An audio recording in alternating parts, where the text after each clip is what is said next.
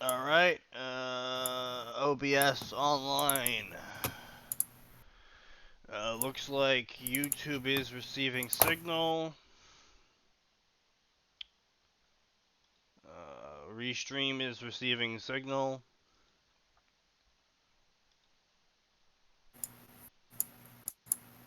Come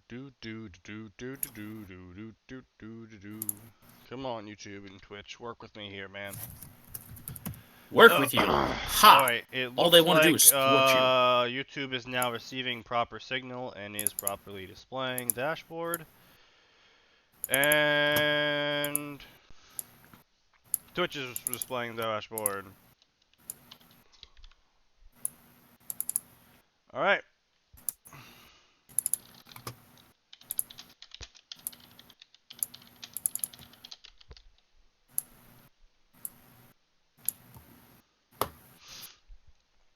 Okay, let us start this day with some more depressing shitty stories. Alright, welcome one and all to the Electric Boogaloo Fanfiction Tuesday edition. Why do you keep coming back, people? Stop! Run while you can! Save yourselves, it's too late for us! We've got no hope left! Indeed. Anyway, if you are unfamiliar with how Tuesdays work, it works the exact same thing as Fridays, except sometimes we look at old stories. But we will not be doing that this week, since I'm pretty sure if you had seen our Friday show, you wouldn't want to see those stories again either. So, we're going to be starting today off with No Longer an Arc.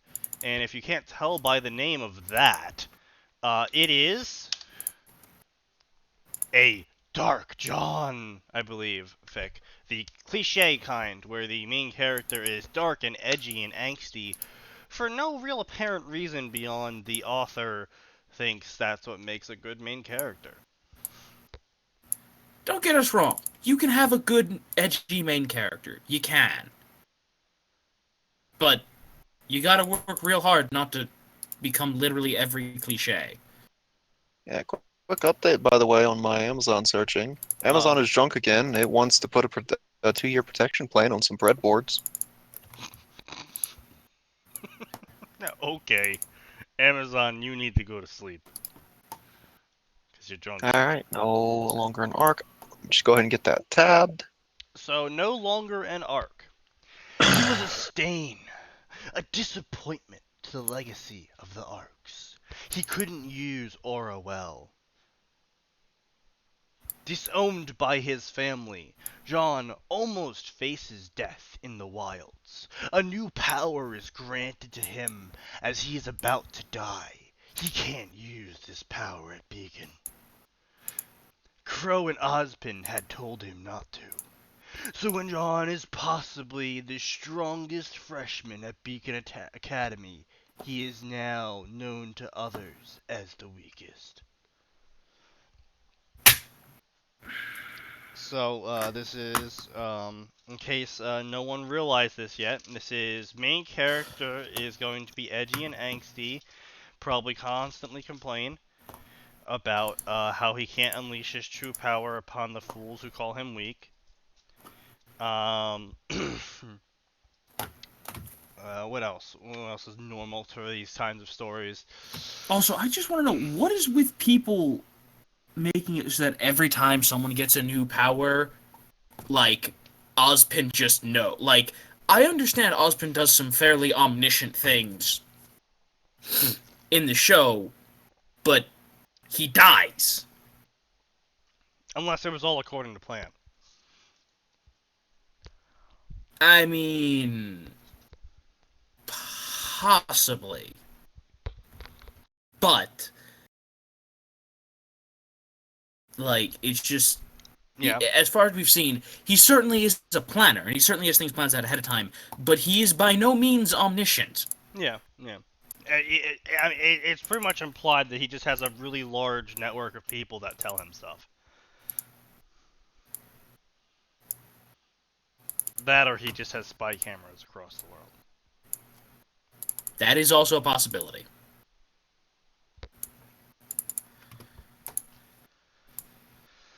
Anyway. Alright. Um, Anyway. First, I want to say the plot of this story and everything came to me on a whim. 10 out of 10. You know this is going to be a great story when it was started on a whim. Hold up a minute. Pretty much all of our funniest ideas come to us on a whim. Yeah, but all of our funniest ideas are typically going to end up as short crack stories. True. And not... Except for the one that you and I are writing. But that wasn't really a whim. That was more or less over the course of several, like, dozen of hours playing and looking into lore. We were like, oh, these could be Yeah, I characters. was gonna say, that one's decidedly less cracky. And less whimmy. Oh, it started off as a whim and then turned into the monster that it's become. Yeah, Something. but This the monster plot will of become. our story didn't come off as a whim. Just the invention of the characters were. This guy is pretty much just saying it's a secondary offhand project, and everything in plot-wise is just piss in the wind. Probably will never update. Slight AU, it's still remnant with hunters and everything. There's just a small difference in terms of characters and settings, such as the Ark family is nobles. Many characters will be from a recognizable family. For example, Cardin Winchester. Winchester will be a AU name, where in this fanfic, the Winchester family is a well-known hunter-huntress family. John does not have a great massive aura. Okay. Okay, I mean, that's not changing too much about the character, but that was kind of his defining trait.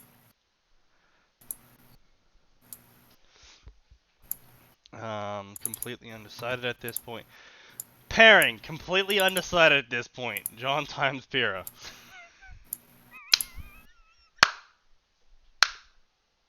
To be fair, they could have added that in after the fact. Well, yeah, but if they had the time to update the story's statistics, I'm sure they could have deleted a single line from their first chapter. I'm not complaining about it. I'm just saying it makes them look a little bit silly. Oh, no. I fully agree with you on that one. It's like, That within 7 I have chapters, no idea who I'm going to pairing. pair up here. Yeah, within 7 chapters, they already's got a pairing. Yeah, Anyway. Oh no. Oh, okay. Oh. For a second there, I thought it was going to be centered. No, just the starting paragraph is centered. Okay. The fear in your voice. A small 10-year-old boy walked inside. It had been a long time since he was called by his father. He's 10. Does he just, like, get shoved in a cupboard and ignored? It's Harry Potter! That's what this is. It's a Harry Potter crossover. Not knowing the tragedy that would befall him, he walked inside. See, that's fine, nice, ominous language, when it's not the first fucking line of the story. Okay, yeah, I kind of get what you're saying. And also, on top of that, it would have been more ominous if the summary literally wasn't like, big tragedy happens, John gets powers, and then the opening line of the story is, something bad's about to happen. Like, it does kind of ruin the sense of suspense. We kind of figured something bad would happen. You don't need to tell us twice. He squinted his eyes slightly as he needed to adjust his eyes to the light. After a while, he was able to open his eyes normally and noticed that there was a bag in the middle of the room in front of his father's throne. Why is the room so dark? Throne? Oh, yeah, like I said, apparently his family is a bunch of nobles in this fic. Okay, but most nobles, unless they're royalty, do not have fucking thrones. I'm pretty sure it said royalty up there. Well, Is I mean, ridiculously that or his royal. family's. Sorry, royal and prestigious. So I guess they're kings then.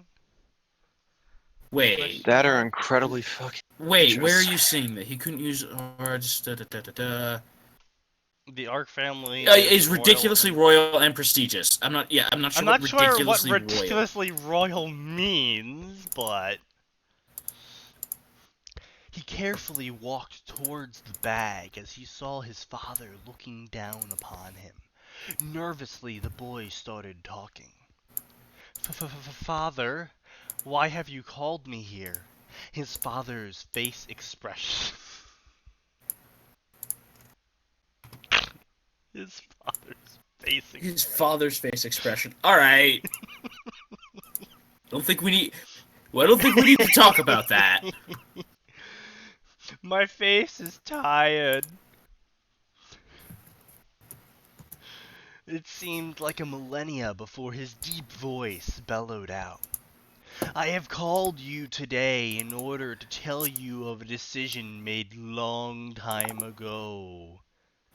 Oh well. Alright. That seems a little The unfair. If you're boy's face was filled with curiosity, especially if it was like a long time ago. It's like, oh, we had an 8th kid. 1 year in. I don't really like how this kid cries so much. Should we kick him out? Nah, not now, when he's 10. We'll kick him out when he's 10. Yeah, fuck this kid. Make sure he's got some happy memories before we kick him to the curb. Yeah. I suppose if they're trying to set him up as a dick, sure, if you're trying to set the guy up as a dick, good job. Yeah, but, yeah.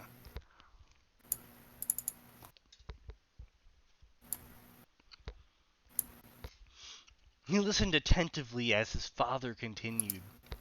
Be an Ark. Expectations are followed. You have not met them. No. You have surprised us with how incompetent you were.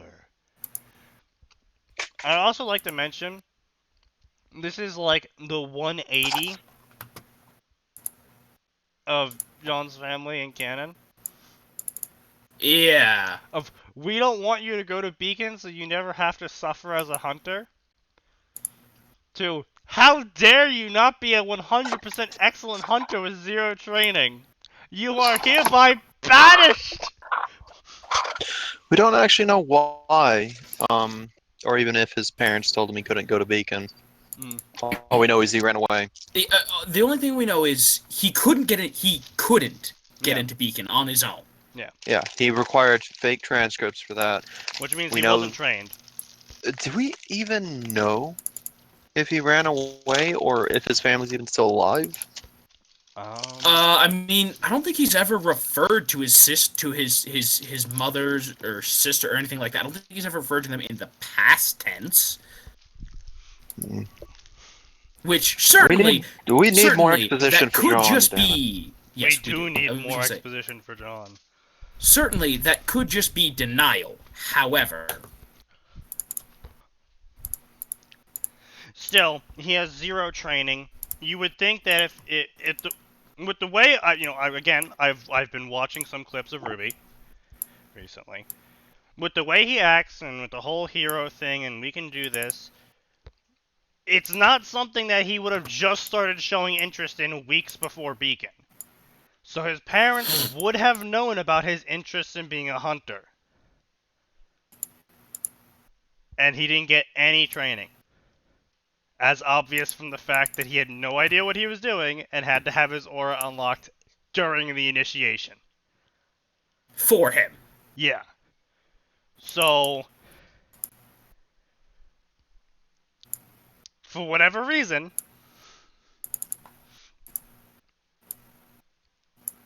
his parents, unless they're dead, probably knew that he wanted to be a hunter, and for whatever reason, didn't help him in this feat.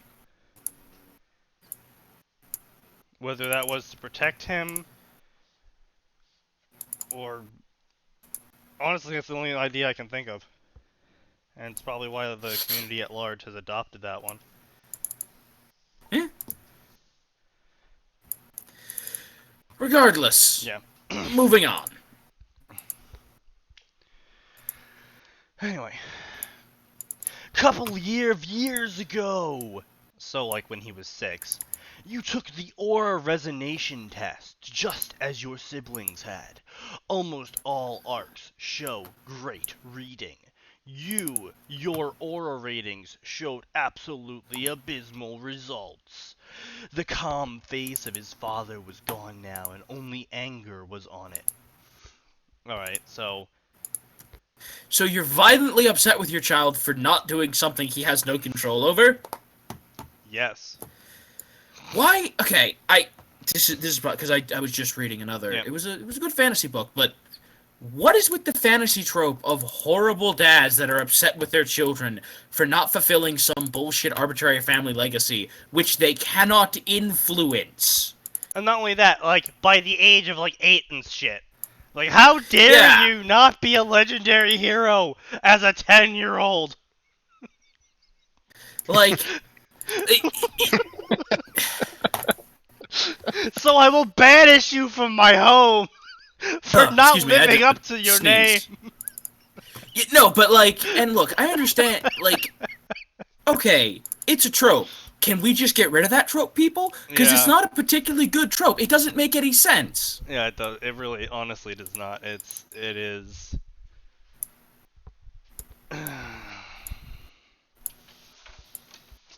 Like, I get it. You're trying to establish that they're bad people. Okay, fine. I get that. Or even they're just using it to explain as to why the family never appears again in the rest of the story. Yeah, I get that. Really, I do.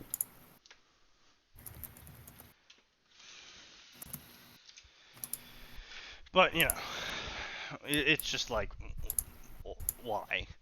Why? Why do you perform such cruel acts upon us? Because, like I said, it makes no sense. Like, now, sure, I've had a good relationship with my family. You know, I haven't been kicked out for being a failure to the family name here. But most parents don't do that. I mean, like, at least in the modern era. You know, at least no, in the like, age of come on, amenities. even in the medieval era. We can't No. say one way or the other. But in the age of amenities, someone not being able to pull their weight is going to be significantly less life-threatening than in the age of, oh fuck, we're gonna die from dysentery.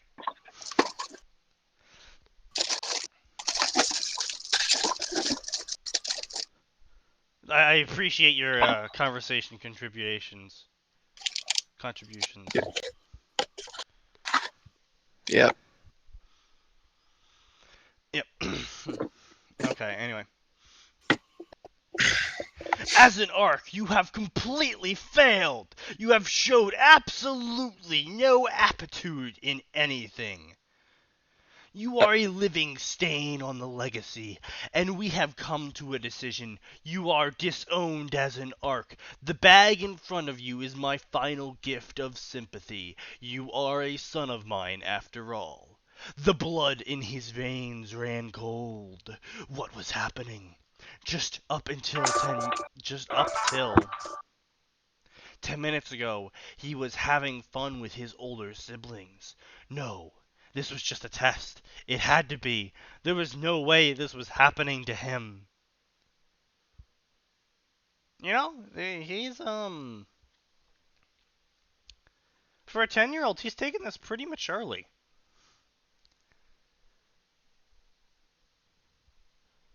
Atin? Atin? Ah, he is. He's dead. Let's have a moment of silence for him. Alright, fuck that guy. You are to leave the family mansion now. Tears forming in his eyes, he walked to grab the bag. His tears started to fall as he slowly headed out. Out in the hall, he saw his brothers and sisters lined up. None of them were looking at him. They all had empty looks on their faces. Why? Being the youngest in the Ark family, he was raised with much care and protection from his older siblings.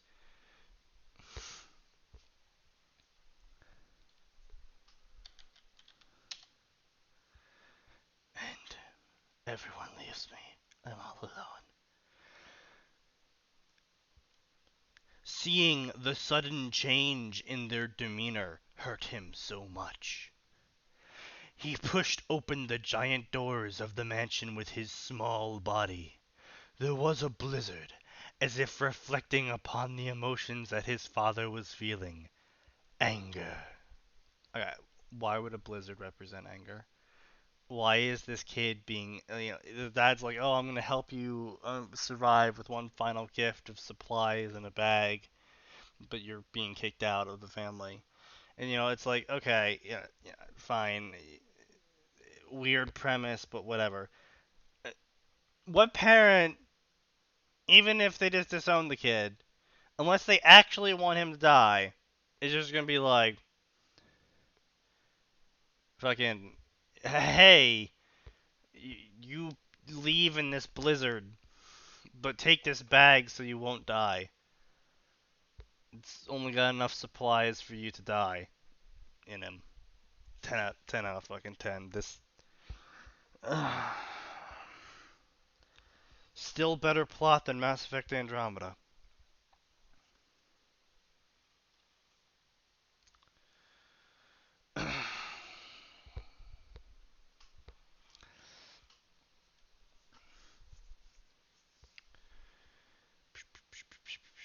He slowly trudged outside.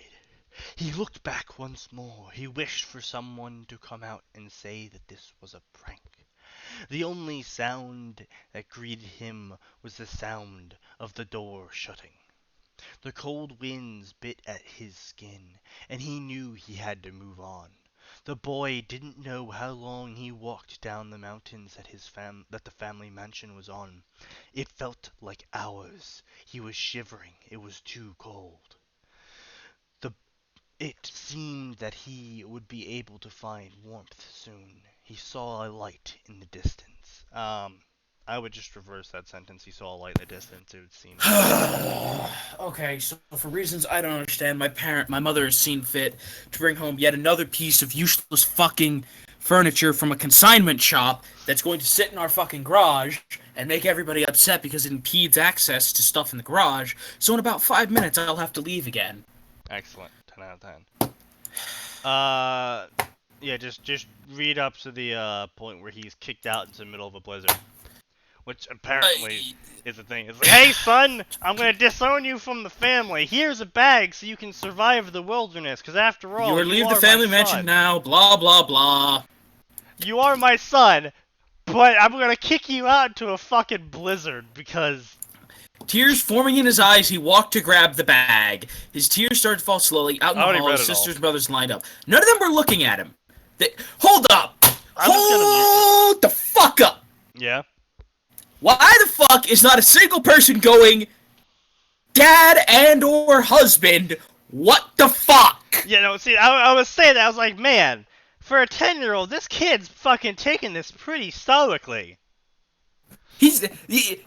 Oh, I guess I'll cry a little. My dad's kicked me out of the house. Into a fucking blizzard. Why is no one looking at me? Oh well, I guess I'll just keep going. And no one else is, not even like a servant, not even like the servant who probably wet nursed him, because God knows if they're this royal, God knows the mother could not be bothered to nurse her own child. Yeah. So not even like the family wet nurse was like, yep, no, what? Everyone's just, it's just like, hey, we've decided to disown this kid. Nobody looked at him as we all send him out into the blizzard to die.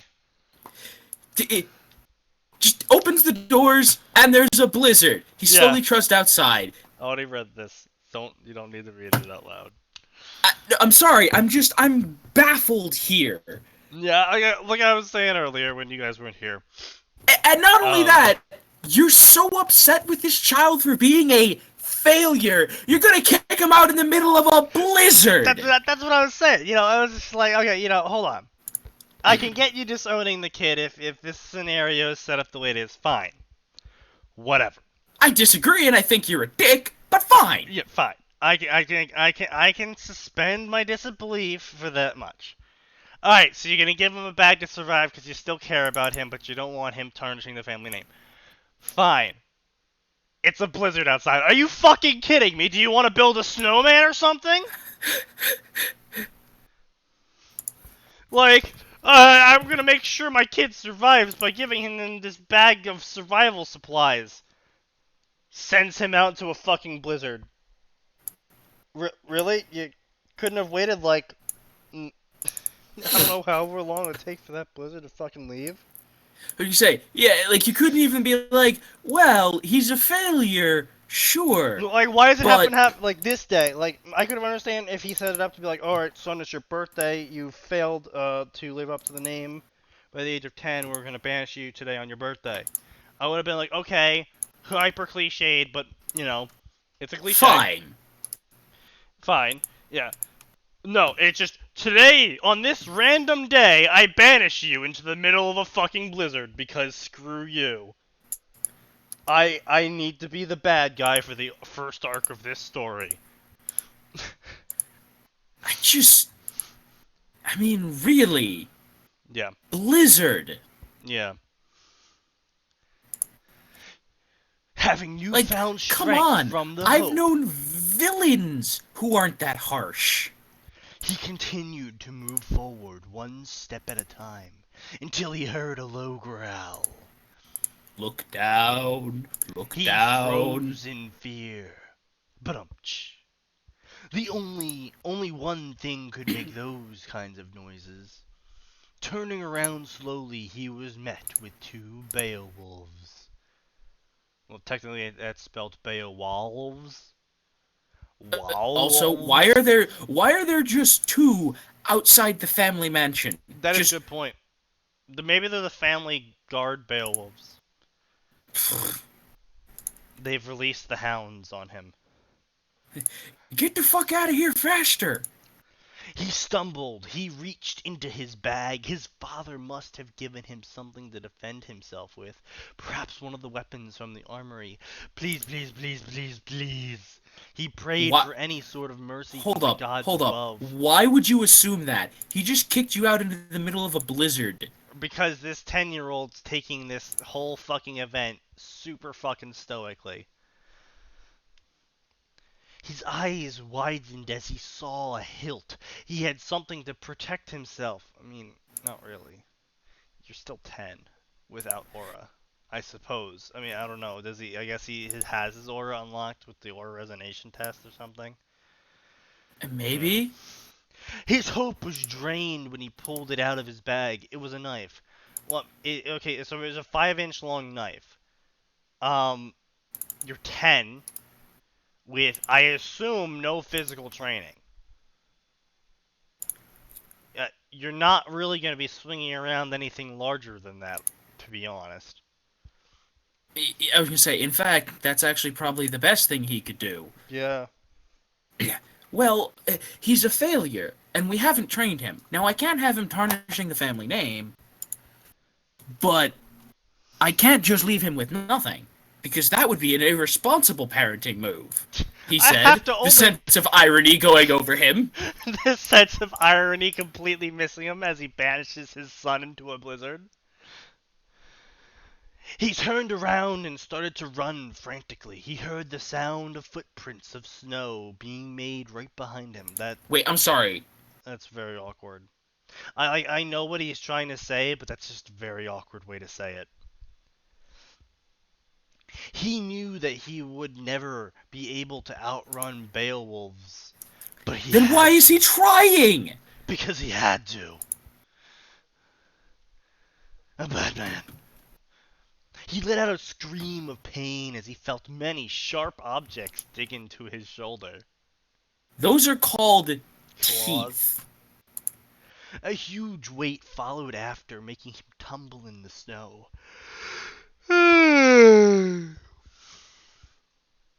He reached for his shoulder to hold the wound when he saw one of the Beowulfs was biting him. You were right.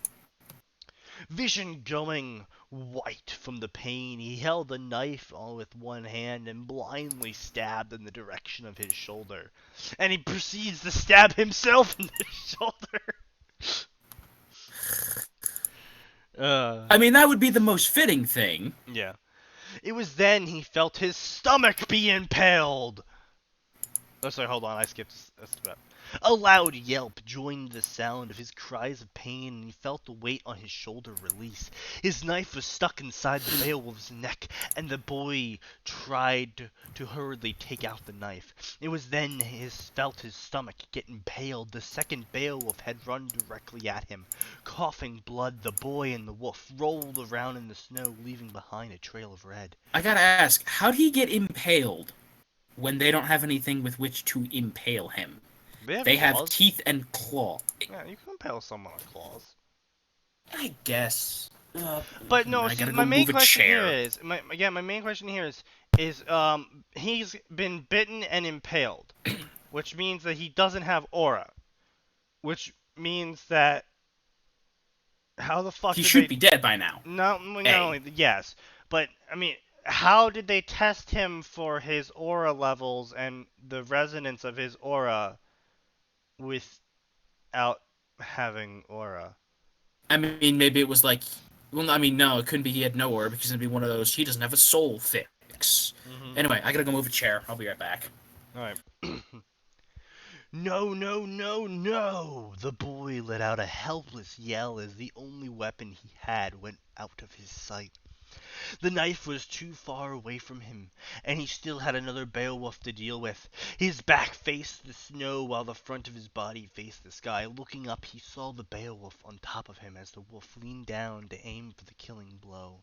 Tears streamed down his face. Was this how he was gonna die?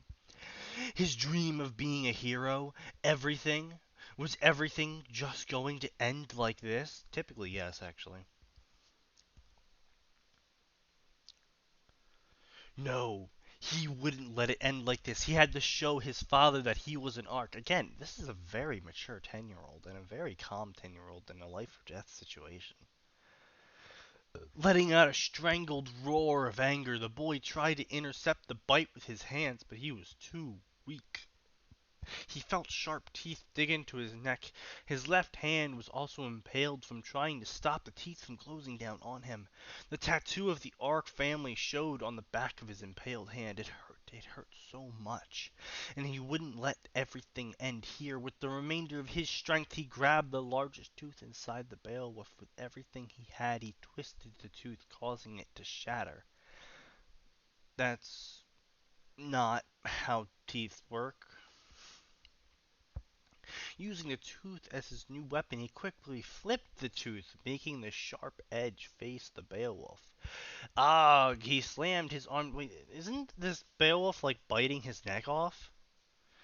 Feeling the flesh that he pierced, the Beowulf on top of him stopped moving. He felt a light warm liquid trickle down his chest. He didn't know if it was his blood or the Beowulf's blood. He pushed the dead body aside and tried to stand up. The adrenaline numbed his pain, but it still felt like hell.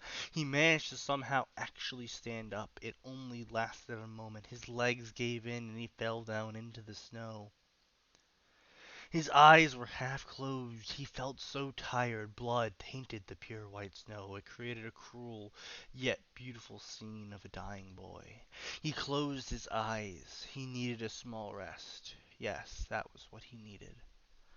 Again, I don't know where this cliche comes from, but probably movies. Boy, do you wish to live? It took almost everything to open his closed eyes. His vision was blurry. He couldn't see clearly. Of course, It came out as a weak whisper. Nobody could hear such a quiet response, but the figure did. That figure smiled. He needed much more determination from the boy, though. I asked you, do you want to live? The voice entered the boy's ears again. Yes, yes, he croaked out. He tried desperately to stand and face the one that was offering to be his savior. Are you willing to throw everything away in order to live? The Ark name. Everything?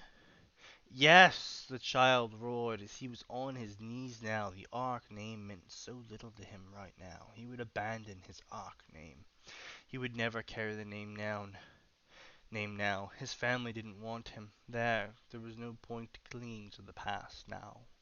He ripped the Beowulf tooth from the dead body and slashed it across the Ark emblem branded on the back of his already bloodied hand. I am no longer John Ark. The boy now named John yelled. The figure smiled. This boy would serve as the perfect champion. With that, John's vision went black as he fainted. Impaled in the stomach, bite on the neck, bite on the hands, bite on the shoulder. That's a lot of excessive bleeding. At least one artery had to be punctured at that point. Or even not an artery, maybe a vein. Okay, I'm back because I did it quickly because I'm big and strong and I eat my vegetables. Sure. So basically, Drink your get you milk. caught up. He practically dies trying to fight the Beowulfs. As he's Of course he dying, does. he's approached by a mysterious figure asking if he wants to live. And he says yes, and the mysterious figure is like, you must discard your Do Ark you name. want to live? No, not particularly. I think I'll give it a pass. Should read a one shot. I was gonna say, Fucking honestly, I think that'd be a great way to write one of these. No, I'm actually pretty okay with dying, you know? Life isn't that great. My dad's a dick. My family disowned me. Yeah, I know, right? But yeah, so the figure's like, you must discard your Ark name. So he gets up with a massive stomach wound. His neck's bleeding, his shoulders bleeding, his hands bleeding, and he stabs his hand and goes, "I am no longer an Ark," and then he faints. What? Stabs his hand. That Yeah. is. With the Beowulf tooth that he shattered out of the Beowulf's mouth as it was biting his neck. Yeah, I mean, that kind of thing's just to be expected, don't you know? I'm a 10-year. Like I said, this is the fucking most stoic 10-year-old ever. It's just like, yes, I will discard the Ark name. That way, the author never has to write me angsting about it. I mean, hey, at least it's less angst. But still, it's like, this guy's a fucking 10-year-old, man. Unless they've had the world's roughest childhood. Yeah. Anyway. He opened his groggy eyes. With a groan, he tried to stand up when he felt sharp pain shoot throughout his entire body. With a curse, John laid back down.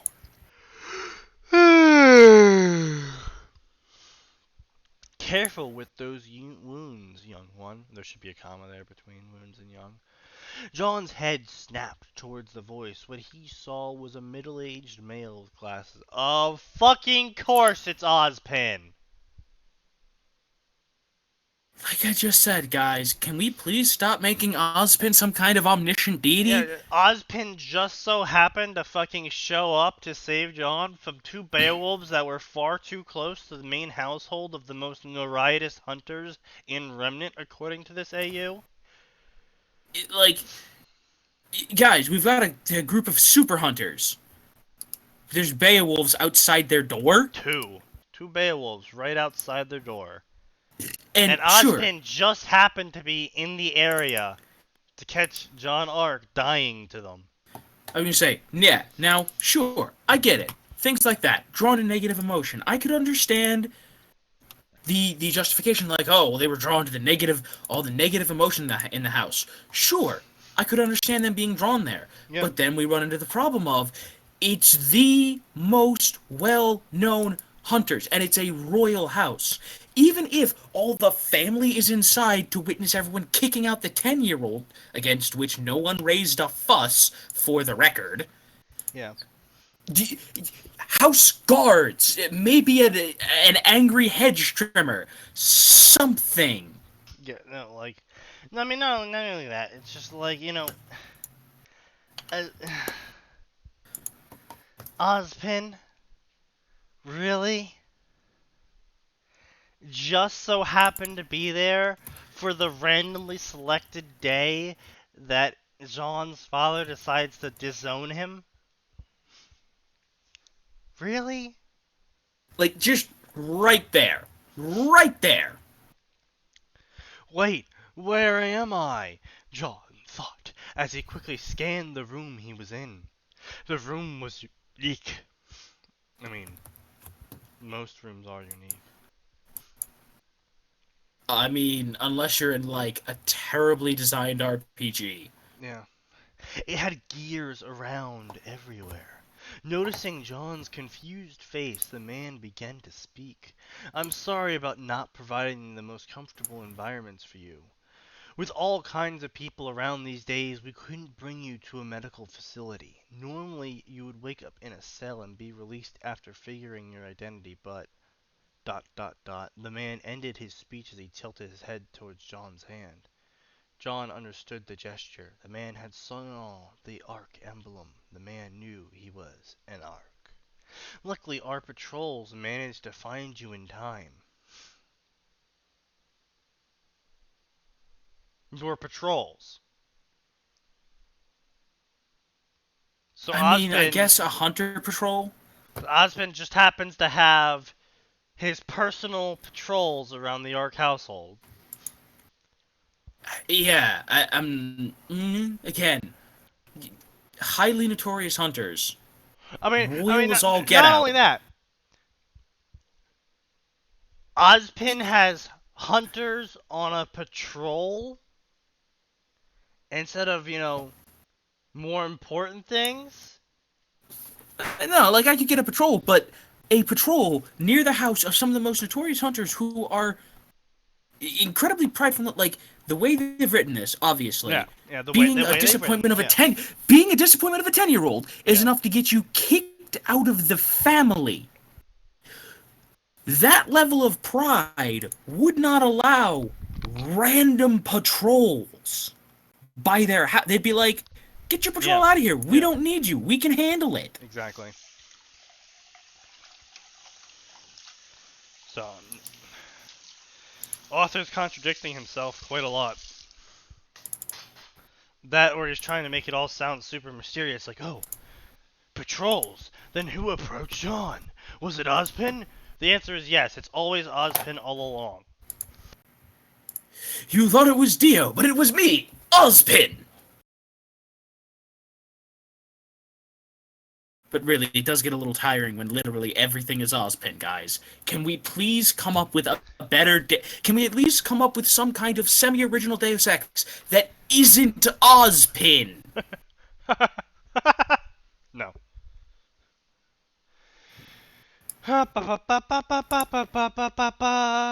Alright, now, may I ask why an Ark was lying around almost dead at midnight? So not only did they kick him out into a blizzard, they kicked him out into a blizzard during the nighttime. And he somehow didn't die of hypothermia. Bullshit. Especially after, A, not being prepared for it, so he wouldn't be wearing heavy winter clothing. Yeah, he was fucking wearing normal-ass clothes. And, to top it all off, being attacked and losing a not insignificant amount of blood because he passed out. Into the snow, surrounded by liquid blood. Yeah. His own liquid blood, for God's sake. I don't know what kind of magical properties you think the human body has, but that's not one of them. That is not one of them. When he noticed the injured boy turn away, he let out a grunt of annoyance. Great, the man thought. It seemed the boy wouldn't answer for some reason.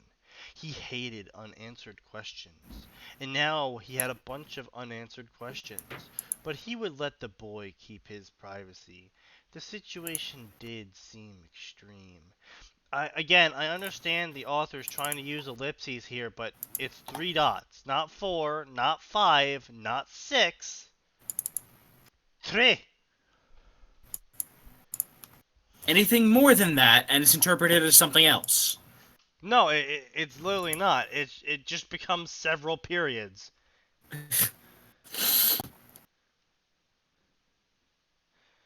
Do you know who I am? He decided, again, he's questioning a fucking 10-year-old boy. He's like, Chish, why will this 10-year-old fucking child who just got fucking found half dead in a blizzard at midnight Not answer my modern questions? How dare this kid? Apparently, like, this kid, they're just treating this kid like he's fucking, like, 25.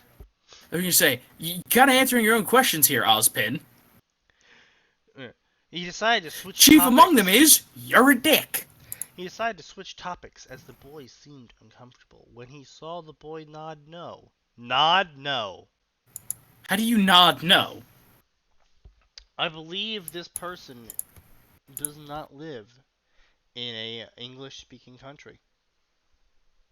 Because I do know several countries where you nod for no, and none of them are English-speaking. Yeah. So again, this falls back to the age-old, if you're writing in a certain language, you have to use the actions and expressions of that language. In some countries, sticking your middle finger up, well, actually that's pretty universal. Some countries, sticking your thumb up means you want to put it up someone's ass. And in other countries, it means good job. So if you're writing in, say, Greece, and you have the person stick the thumb up for a good job, it's in Greek, so people are going to assume it means the Greek version of, I want to finger you in your asshole. Yeah. Why they have a symbol for that, I don't know. But they do. But they do! So you need to be aware of that fact if you write in Greek. And if you're a Greek person writing in English, you do have to do the thumbs up when you're saying good job, because it means good job in English. Now, there are other things now, if you don't want to, there are other things you can do, like giving someone a high five, or a fist bump, or just saying, Literally good job. anything. Just when you're writing for a certain region in a certain language, you have to use that region's and language's idioms and expressions. Otherwise, even if they're people difficult, are gonna be because confused as fuck. Yeah, because guess what? You've chosen to write in X language. And you know that's a big problem for the Worm series and the Harry Potter series. A lot of American fanfiction writers are writing for Harry Potter and using stuff like fuck, shit, and hell in not the ways that, instead of bloody, and like hell is used as like an adjective to bloody, not as a curse itself. Like this is absolutely pants. Dog's balls.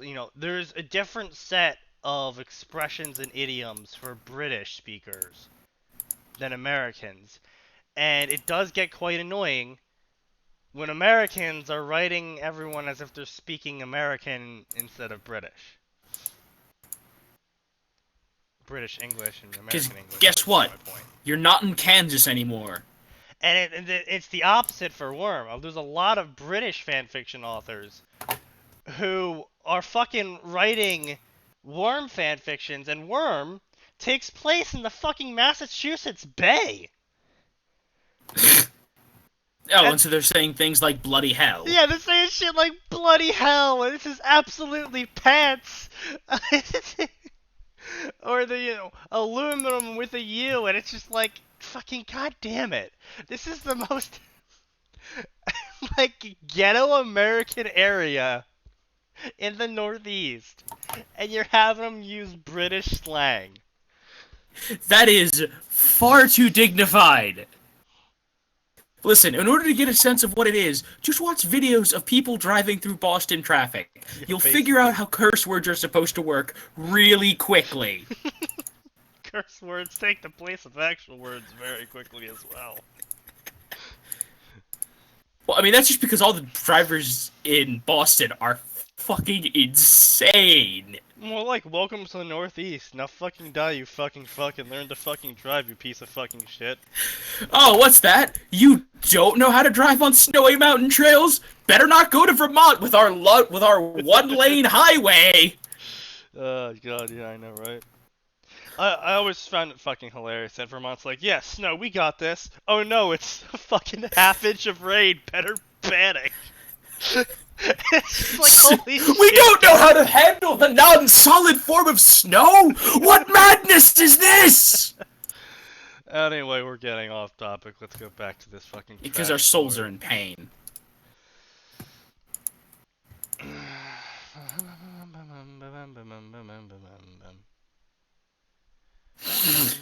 I'm Ozpin, headmaster, Beacon Academy. Eyes widen, Beacon Academy. Let me in. Let me in. Let me in. You're dead. You haven't even been through Signal.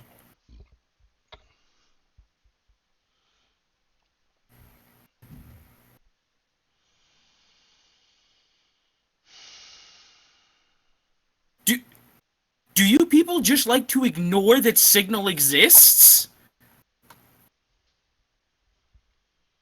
Or do you all just think your OCs and your AUs are so special you can just ignore them? Like, guys. Yeah. Let's make a deal.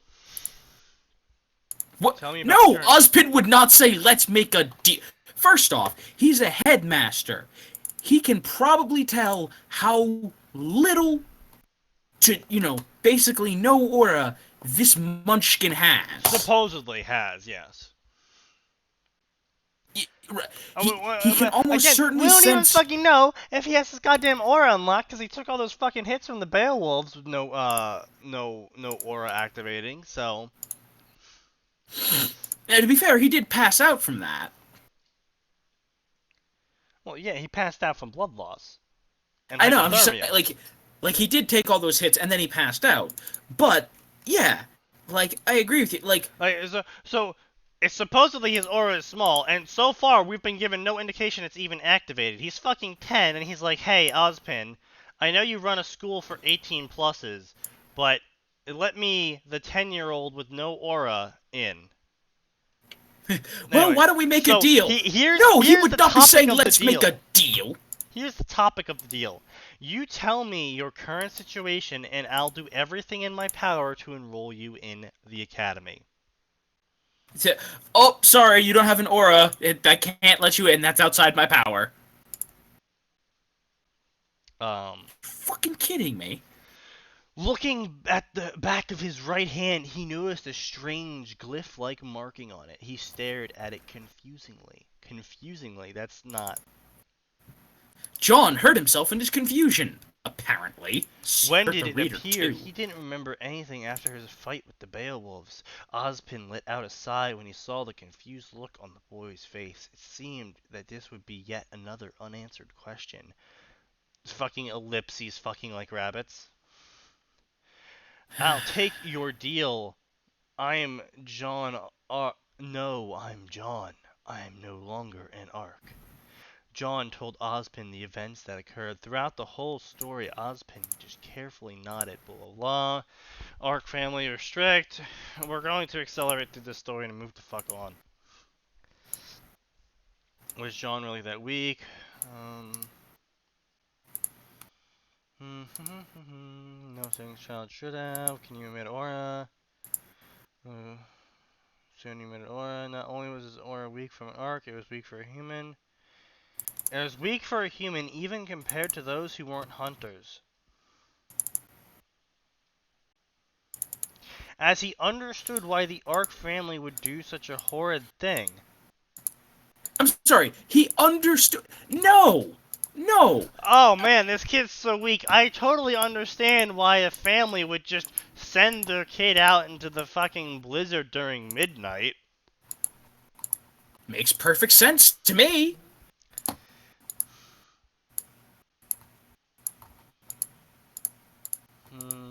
He thought we should do him by him, make a deal saying he would enroll him in the academy. Enrolling someone with his level of aura was suicidal. John, how old are you? 10. And John was 8. Had 8 years. I mean, John had 8 years. He formulated a plan. Yes, this would do. I'm going to tell you 2 more things. And water rolling union on your training. He was weak and needed basic training. So yeah, he's been getting no training. There's a Dusty Crow that's going to train you. Of course he's going to get trained by Crow.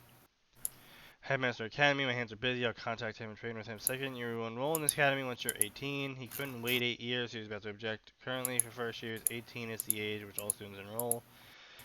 Okay, well at least this one's at least this person's taking note of that. Like, yeah.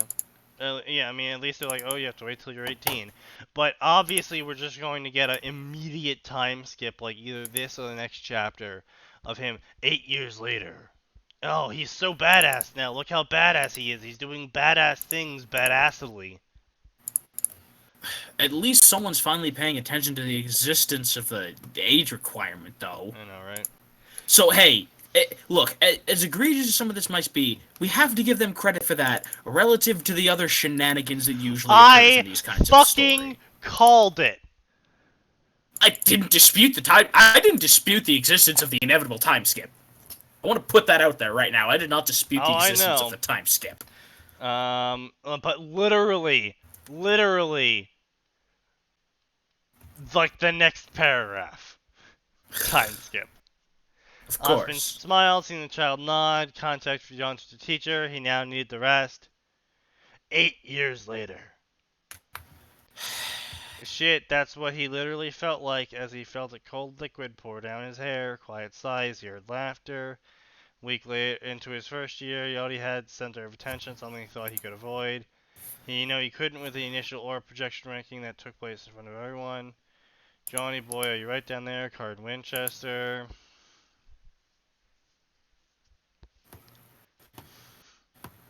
Winchester family, Cardin.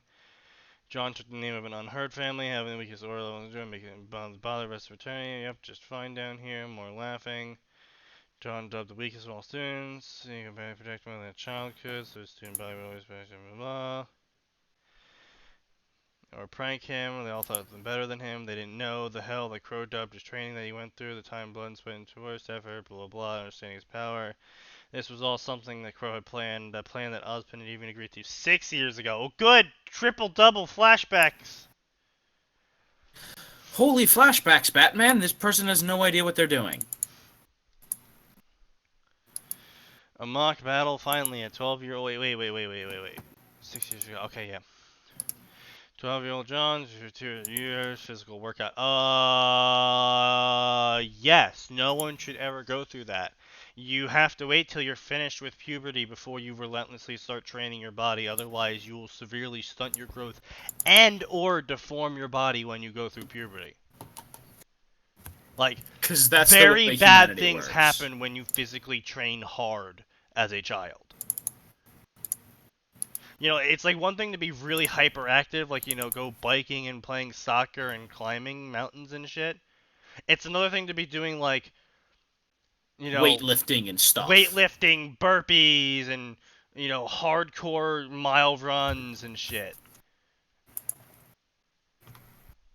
And thousands of physical exercises. Like, there's a major difference between, just being very active and extreme training, quote unquote. And if you do that before you fucking hit the majority age, you're gonna get fucked up hard. People don't know that, but won't let silly things like biology get in the way of a story. Yeah. So it was surprising they would actually do something else. Grab the wooden sword, single blow, that's all you could land. Smiled, be piece of cake with a bunch of bruises. Broken ribs, in fact, not be a piece of cake. It was so frustrating. Crow was even drinking alcohol. Curiously, the Michael John here. Even I would kick you out. He guffawed. Okay, that's a bit extreme even for Crow. Yeah. Failed to rage. I wasted 2 years on a shit stain like you. Okay, that's more in line for Crow, but this is still pretty excessive for Crow.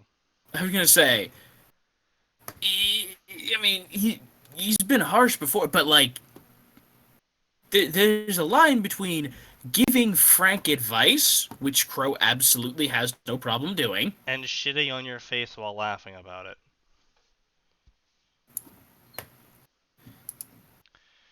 Stood up around face Crow, vision blurry. Something telling him to do differently. Felt correctly what he was about to do. Raised the wooden sword high above his head, arching his arm back with an angry roar. He swung the sword straight down. and What's gets he his gonna do ass at that kicked. distance?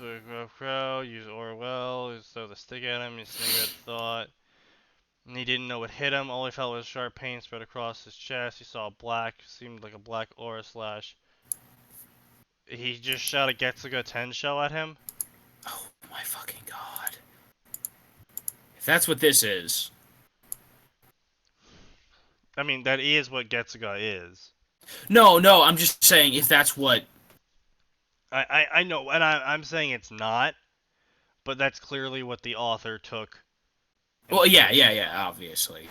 When Crow looked at John, he froze. The boy's blue eyes were now a bloodthirsty red, and the whites of his eyes were now black. Oh, of course! Salem found him and gave him power!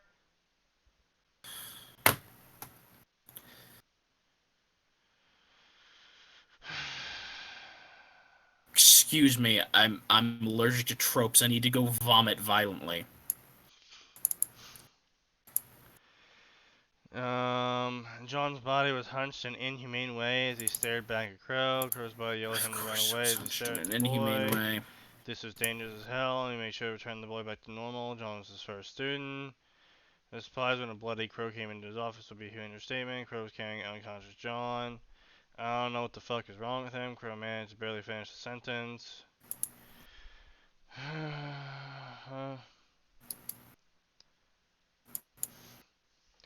1 year ago, after the incident 1 year ago, Crow thinking two things. Okay, oh, it only took them 5 years. Okay, no. After the incident 5 years ago, they tried to think of things. Past 5 years, Crow tried to make John control and use the power that was found. This is John's one truly weapon. Oh, too weak. He found power to make up for it. Repeated simulations, many death encounters, and managed to get a small grasp of the power, a bit small. Enormous power when using it. It still exists in many problems, though, is the appearance. He looks like a spawn of hell. Wait, wouldn't Ozpin recognize those eyes? I mean, it depends on if if he actually physically saw them or not. I'm sure over the span of the 8 years he was there, and the 6 years he knew about the power, Ozpin had to have seen the eyes at least once.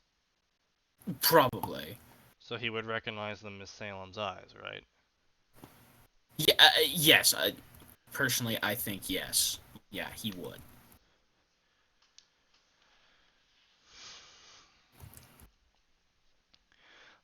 Or if not necessarily, or at least if not recognize him, Salem eyes, be like, huh, that seems suspiciously familiar. Yeah. If you don't control power or still ram, he can lose control any time and require hunters and Crow Crowd to shut him down. Crow is a fan of his man, it would be the lowest amount of his term control next year, so came up with a plan. John would tend to be here with all students. In order to avoid harming students, John would have to not use the mysterious power. He would have to make use of his horrible aura throughout Beacon. Personal training session with Kron would be able to use the power. When Crow showed John the plan, blah blah, expressions, blah blah, avoid using power but uses aura. Was Crow asking him to get his ass kicked in monstrous battles? Agrees with the plan. He was doomed, deemed the weakest piece of shit in the academy. Present time, so here he was with the only hope shattered. People immediately singled him out and bullied him. Oh joy, John rose even the beacon. Blah blah blah blah blah blah. Okay.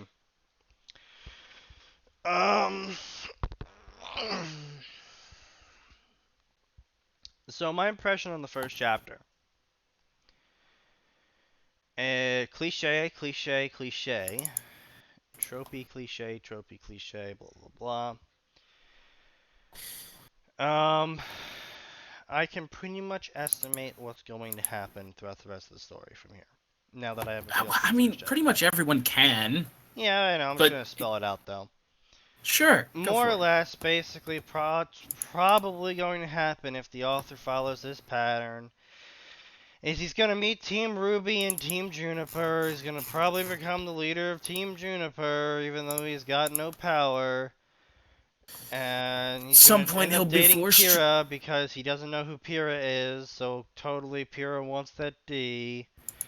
And then at some point, one of the missions or Forever Fall is gonna happen or something, and John's gonna be forced to use his power in front of his team to protect them.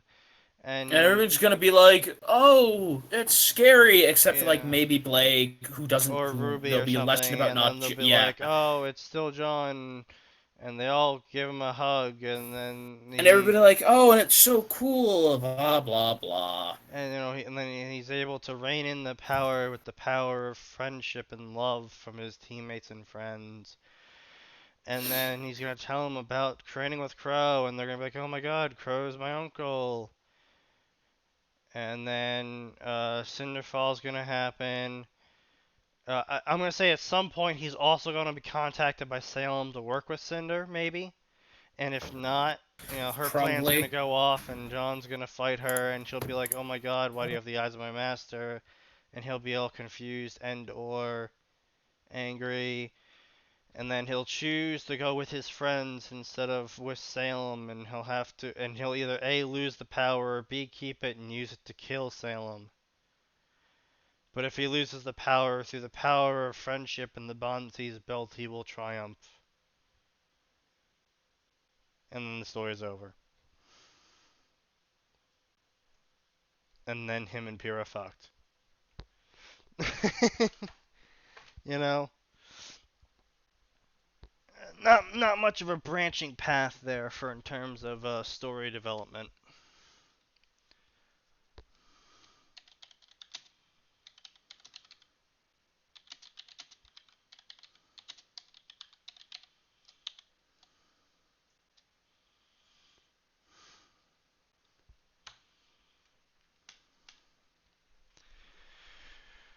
Do we even want to move to the second chapter to confirm our suspicions, or should we move on? Atin? Oh, Atin is dead. Oh God in heaven, let's get this over with. So, do we want to move on to the second chapter to confirm our suspicions, or should we move on? Yeah, sure. Doesn't matter at this point.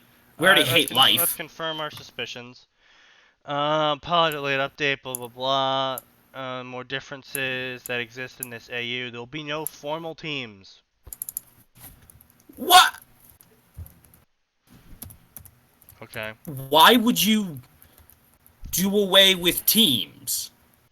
They're a pretty core and fundamental part of the universe. I mean, not only that, a four-person squad is a pretty core and fundamental part of military. Yeah. It. Hell, it's a pretty core and fundamental part of D&D. The reason for that is because four-man squads, regardless of where you are, tend to be able to cover for each other's weaknesses. And you keep it to four so they can form good, tight bonds so that they care about each other. John's personality, I think, will be different, given on base the previous chapter. I want to make sure John and this Vic didn't end up as a depressed, I'll die alone, no one remember kind of character. He'll be introverted, but I want to make sure he still has that funny attitude at times. You mean that funny attitude generated by an easy life with a loving family? The happy-go-lucky attitude also generated by having a large, caring family to whom you could talk about your problems with? Did someone actually create John Black Smudge? That is funny. I'm sorry, what? John Black Smudge is apparently a username of a person who left a review that the author is replying to. and that I believe is from a is it from a core Alaron story? Don't ask me. No, it's not. It's from a different story that I've read recently, but it was an ongoing joke in the story. Basically, something happened. John let Blake stay in his room because she hated Zwei, and he was like, yeah, sure, fine, you can read in my room. And then she mistook one of his statements as like he was gonna kick her out when he was only making a joke, and so she tries to show that she was his bestest friend, and like tried to throw a party for him in his room, but didn't actually know anything about him. And so when she made the banner of John's name, she wrote John, and then wrote A black something, and smudge. then smudged it out with black ink to make it look like it was just an accident. So and then that's just an ongoing joke of her referring to him as John Black Smudge. But apparently, I'm sure that's funnier if I read it, but yeah, yeah, I get but the gist of apparently it. someone made a freaking username for it. I mean, it's not that funny. I honestly don't understand the people that are like, "Oh, I love insert so much. I'm gonna make a username of cool-headed Ichigo 95." What happens when you stop liking Bleach? I was gonna say. Like, I see so many usernames with that kind of Or all the people in every fucking MMO who name themselves after anime characters, or God or it's help a us, fucking hunter Drizzt named Do'Urden. Drizzt. Yeah, there's always a hunter named Drizzt. And they always complain that they can't use swords. Oh my god. It was really bad when I was playing the Neverwinter, I believe it was. Oh The god, well of Neverwinter course it's MMO. bad in Neverwinter. There was so many variations of the name Drizzt, and they were all hunters using dual-wielding swords. And I was Of just, course sorry, they were, you're Rangers, but playing... yeah. I was just like, oh my god, guys. Guys, we get it. You read the books. We all read the books. How about we get, how about we get a barbarian named Wolfgar? At least that's original at this point, relative to what the rest Oh, of I you are mean, I saw doing. barbarians named Wolfgar. I know, I'm just saying, like, there was just, I felt like running into people that were playing, sorceresses named Catti-Breer, dwarves named Brunyor. Yeah. I feel like that was less common than all the fucking people named Drizzt. So edgy. Or alternatively, Legolas. No, like, at least Legolas wasn't edgy. No, but you saw it so fucking often. Well, okay, but wait, when did the Neverwinter game come out? Oh boy, that was freshman year of college. 5 years ago? Something like that. Yeah, so, I mean, at least that was relatively understandable because the hype was newer around that.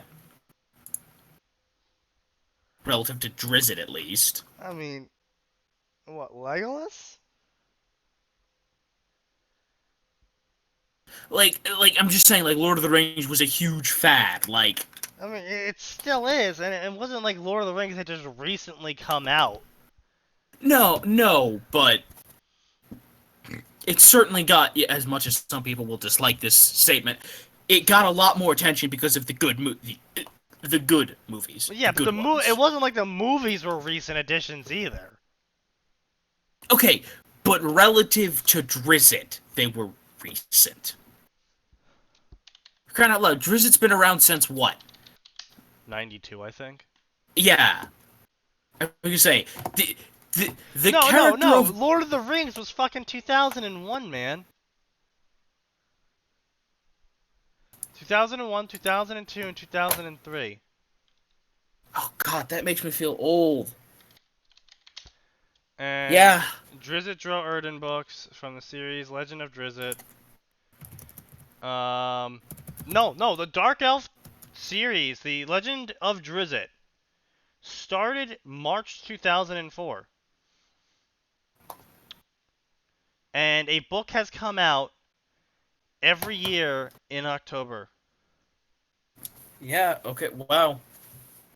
But don't forget there were also the Hobbit movies in which Legolas was, I don't know if prominent is the right, but they certainly got their money's worth out of it. Wait, hold on a fucking second.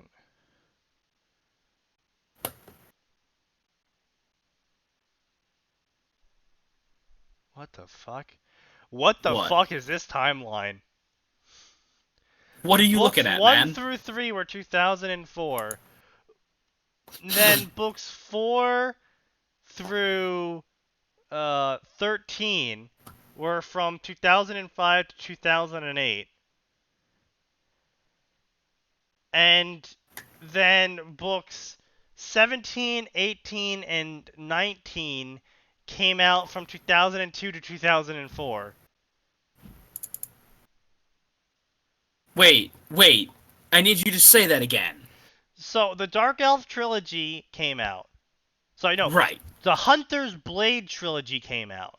Those Right. were books 17 through 19 in the series. Right. And then the Dark Elf trilogy, book 1 of the series came out. And then it went down to 13. And then it picked back up. Sorry, then the transitions happened before 11. And those were books 20 through 23. And then it went back to 11 through 13. Wait a minute. Where the fuck did I... And then it went back to 22 plus. This fucking series. I gotta check something. I have... Where the fuck did I leave my paper copy of Streams and Silver? That can't be right. God damn, this fucking series. Just keep going. I gotta find something or it'll drive me crazy. The box set and collector's edition reorganized the books. Right, well, because I was reading Because remember, the original books were the Hunter's Blade, which is Drizzt post-escaping the Drow, already at the surface. And then that series proved to be popular enough, and people wanted to know what happened before, so then he wrote the prequel books. Right. And then he wanted to write the story up to the point that the Hunter's Blade series was, and so he wrote, you know, all those books. Yeah. I remember. Because I was like, that can't be right. Yeah, no, Salvatore had some odd problems. way of doing things. Still not as bad as Lucas, though. Worse than Lucas. Lucas only made 6 movies. And the first 3 came out after in the timeline after the second 3. At least he didn't write like 30-something fucking books, and half of them ended up being published before the timeline in which they should have been in. Alright. Yeah, fair enough. I gotta give you that one. Because those books weren't fucking short. No, they were not. Where the fuck? I had a physical copy of one of the books on my desk, and I can't find it. Just move on to the next story. I'm gonna find this thing if it drives me... Guess what last name that John took? Darkness? Edgelord? Reaper? Croaca. What? Crokea? The name of his sword from canon? Oh, yeah. Well, that's my Juggernaut statue. But, yeah. You know, I'm disappointed now because I have the Muggernaut mug, but it's not the Arcana mug, which I'm sure they're going to make. Now you need an Arcana mug or not? Of course. I do want a Muggernaut for myself, but it's always sold out. I only got it because I think I put in a pre-order. Yeah, like 2 international goes, I put in like a pre-order for it, and then it was like, hey, you want to buy a Muggernaut? And I was like, yes, I want to buy a Muggernaut. And even as it was, like, I was still on back order for like 3 months before I finally got the damn thing. God damn it, Valve. I did eventually receive my Muggernaut, and it's beautiful. Yeah, okay, here it is. That's okay. He was late to class. Smell of stickiness of soda on him. Open the door. Male lecture. Reason you're late to class. Blah blah blah. Fuck me for being over optimistic. Oobleck let outside. Blah blah blah. Yeah, sneaky. Yeah, okay, I'm looking right here at the Streams of Silver. Mom. Copyright 1989.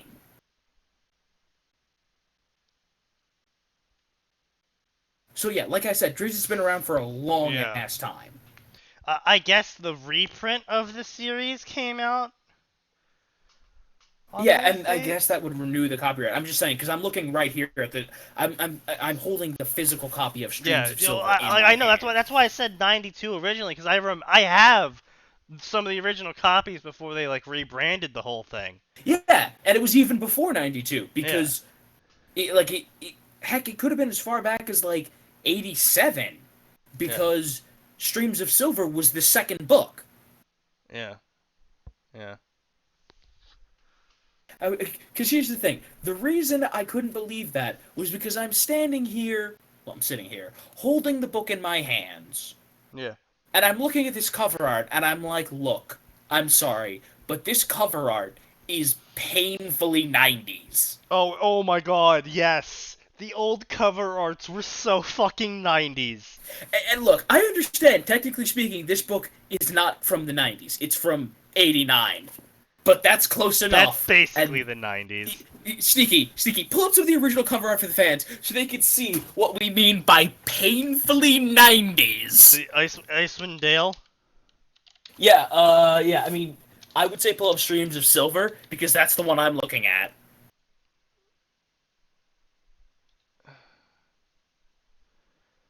Icewind Dale, come on, give me the original stream. Here's the Streams of Silver one. Oh my god, that is so fucking 90s. Look at Brunier's helmet. Yeah, I know. Fucking like Drizzt in the background looks like a psychotic fucking killer. I mean, he's kind of supposed to be that way. And look at Regis. I'm sorry, but that was clearly influenced by the terrible animated movies. There was movies? I'm sorry, the terrible animated Lord of the Rings movies. Oh, yeah. And look at, like... The Crystal Shard, oh my god. Fucking Wolfgar in that one. The Crystal Shard. I love how here's my thing. You wanna know how you know this is the 90s? Catti-brie isn't even on the damn cover. Oh, shush you. And there's a bunch of skulls everywhere. Oh, I found the original one. Not even the reprint. Oh god, I'm you've got to sending post you that. the original Crystal Shard print. Oh boy. Oh god, it is so painfully 80s. Oh lord. Oh. This is so... Drizzt doesn't even look like he looks like a Martian. So painfully 80s. Wolfgar looks like he hopped straight, and I mean just straight out of a He-Man cartoon. I know, right? Look at how small the Warhammer is. Oh god.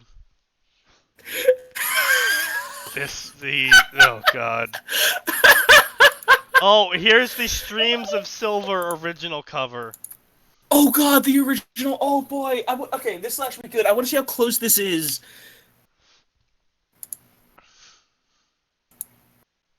Yeah, that's what this is what I'm holding. I'm holding this book in my hands right now. You can smell the must on it. I mean, this was the first this cover was my introduction to the series. That was, I believe, early 90s. What was this one? What's this one? That for? was Oh yeah, the compilation. box art. That was the compilation book of Streams of Yeah. Silver. That's still pretty Crystal Shard. 90s, but Yeah. it's a lot less 90s. You can tell we had moved into D&D 3.5 at that point. God help us all. And here you can tell when we moved into 4.0. Oh, jeez, God, no, we don't talk about 4. You can see it, though. Can't tell me, you can look at this and tell me you can't see it. Oh, God, yeah, that's D&D 4. Well, because I remember that's when they, like, changed the font. Yeah. Well, and then when you look at look at some of the most recent ones, and you're like, wow, that is D&D 5. Yeah. I mean, it's kind of an interesting, study in, like, the evolution of cover art. And here's the Dark Elf trilogy, which came out after the Icewind Dale trilogy, but was technically before it. Still painfully 80s. I was gonna say, oh man, those are the original cover. Like, if you look at the reprint covers, I had them up a bit earlier, but yeah. They're still bad, but they're not that bad. Why is a pregnant dark elf with a whip showing up for Icewind Dale Drizzt? What? Okay, hold on. I need to see this. Oh, here's another one. Is this... I believe this was a magazine. The Icewind... Hold Oh!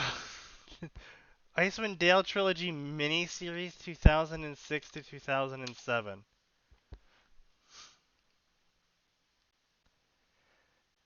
Like, you can see they tried to copy the old cover art, but in the new, like, 2000s style, and it just... Who is that? Is that supposed to be Artemis up on the right? Yeah. Okay, then who's at the back? Oh. Here's the at the back? Is that Jarlaxle? Maybe. Here's the original Icewind Dale trilogy before the reprint. Oh no. Oh no.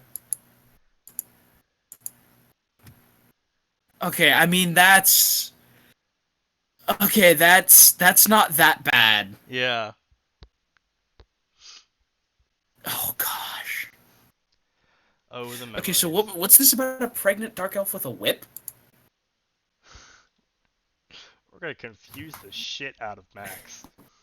You should just be posting all the. You should just when we're done, just post all these in shit posts so No, we can laugh about no. them. No. I don't even. Is that supposed to be someone who was pregnant with Drizzt? I don't know, man. I don't know, man. Okay, so yeah, let's wrap this chapter 2 up. Blah blah blah. Blah blah blah. Let groups be assigned professor. Already decided the group. And he found his name listed with Pyrrha, Blake, Weiss, and John. Pyrrha, nice to meet you.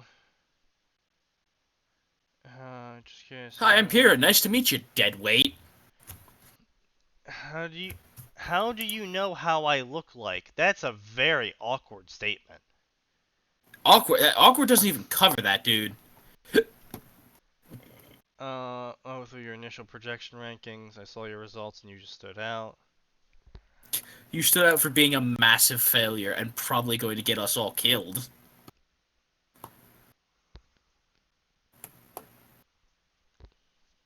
Blake and Weiss, blah blah blah, assignments, intellectuals, hated faunus, Blake defended them.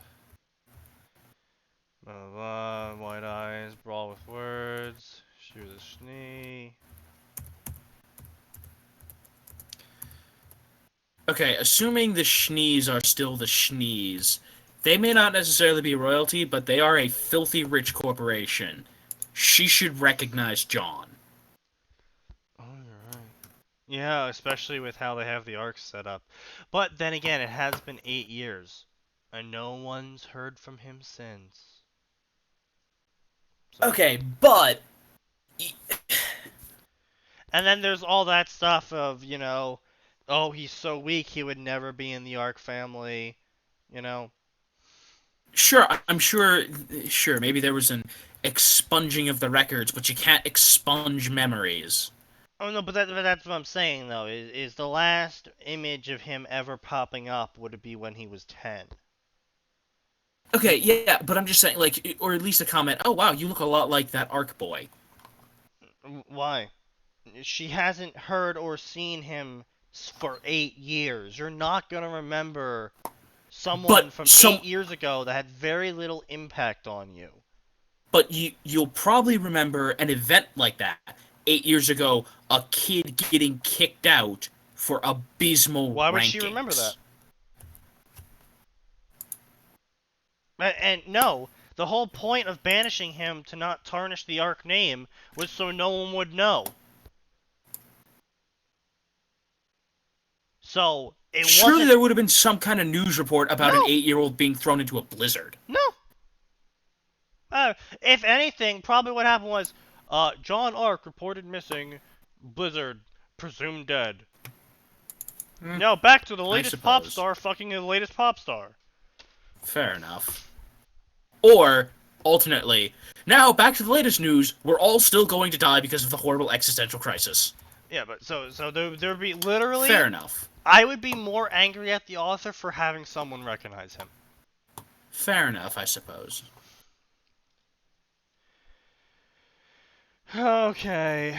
Sorry about this. Apologetic glance.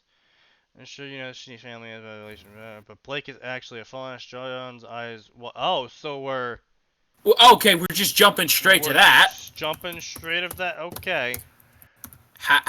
Why, who knows this and why? Pyrrha. That's my... What? Okay, why does Pyrrha just have this knowledge? Just explain this? Blah blah blah.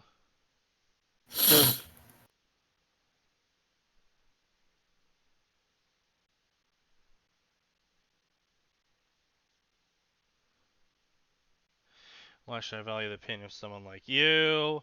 Here's what to speak. Why are you even being friendly with him? Someone of your status shouldn't even be near him. Oh boy, John was surprised that Harris was able to hold back her outburst for this long. He never heard the family name of Nikos before, so what did she be by her status? Was he mean as pure famous or something? The shock that all three had. She was indeed famous. He didn't even know every famous person. He spent the past 8 years trying to control demonic powers inside him. You don't know Pierre, top graduate of Sanctum Academy. When John nodded sideways. Nodded side. What's he doing? Twisting his neck at an angle? He snaps his neck sideways to a 100, to a, what was it, 180 line? Well, no, 180. I mean, I'm sorry. What was the line again? Just so that I can roast it properly. He snaps his neck perfectly horizontally and then proceeds to nod. He nodded sideways. So I'm pretty sure the author means he shook his head. He nodded sideways. Can you stop doing that, please? That's very disturbing. Although then again, this might simply be a result of his demonic powers. Indeed. Whatever, do what you want. Damn it, Pyrrha, you're pretty cool. Silence lingered. John again, blah blah. Blake had a sigh of relief. Mike was intelligent. Found during the presentation. Perfectly abysmal aura projection. Didn't expect much from him. Seeing him work, it changed her mind. And preventing blah. While Blake could hold her own and bow to the past, she did it because of her intelligence. She received excellent grades on the entrance exam and mission. Unbothered by the fact that she was a faunus, perhaps she could work with John in the future.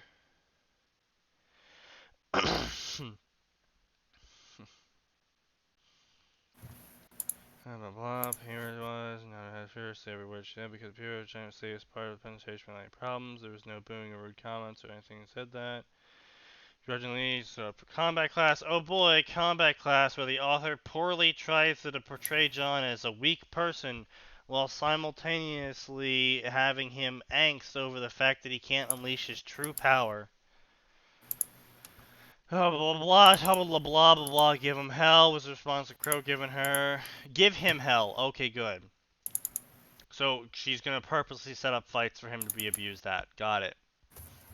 Oh, yeah, that seems, smart and Because, fair and logical. 8 years of training with Crow won't increase his aura, but putting him into a single combat class once a week or whatever the schedule is, that's gonna help him.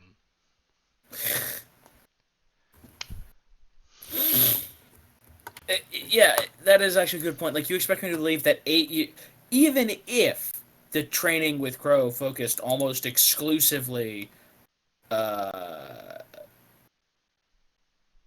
Like, here's the thing.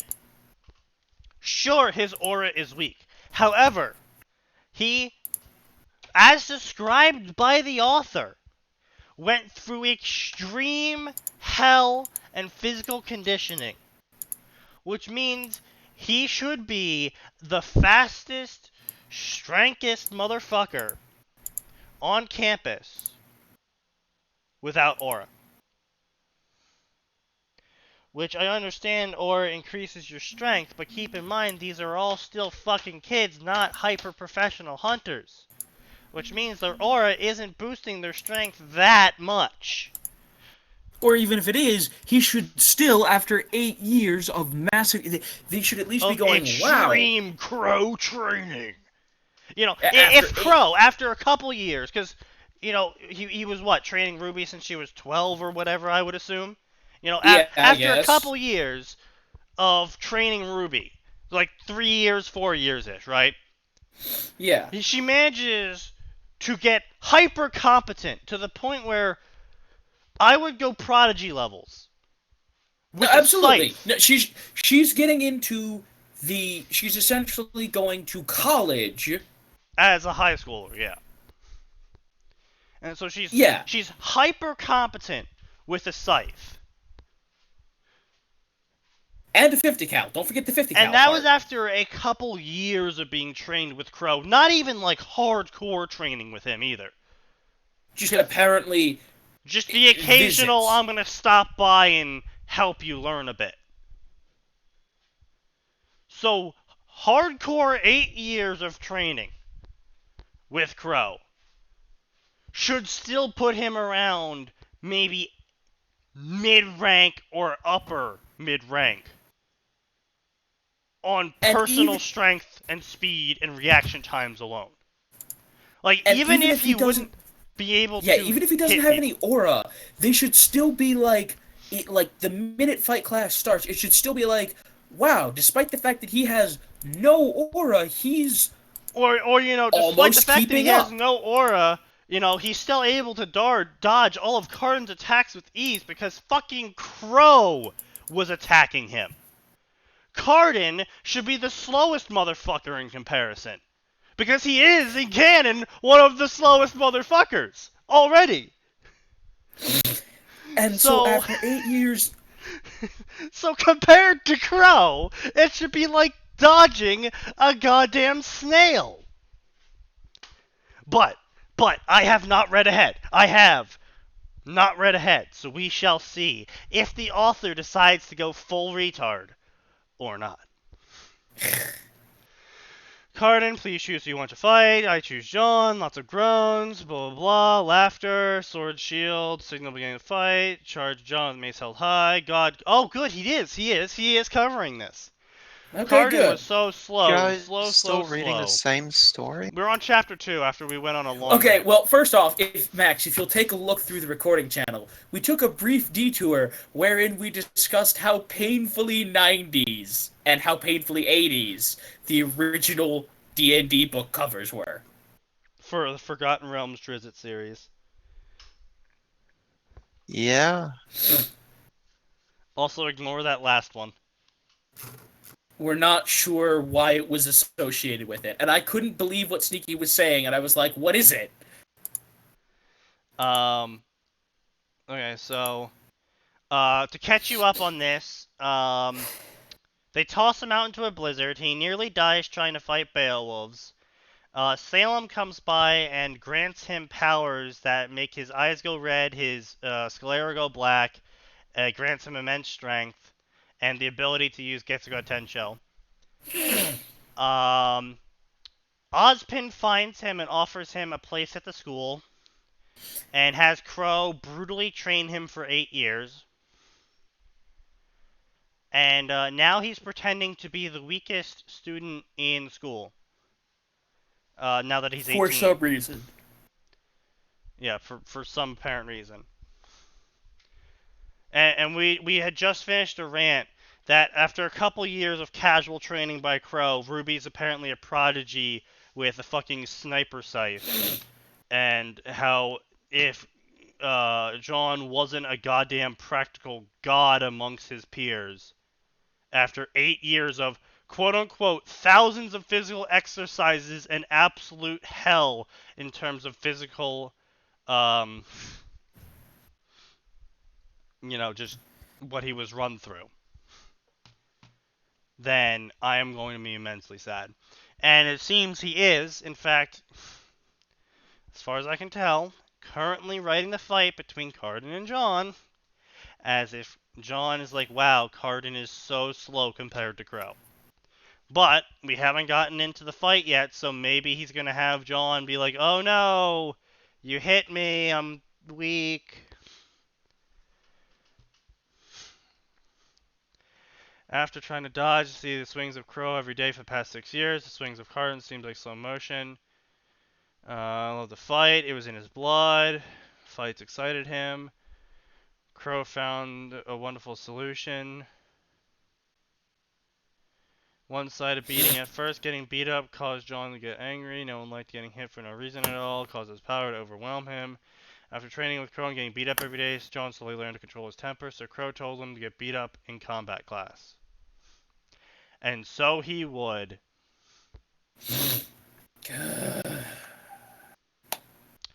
In terms of strength, it seemed Cardin was on par with Crow.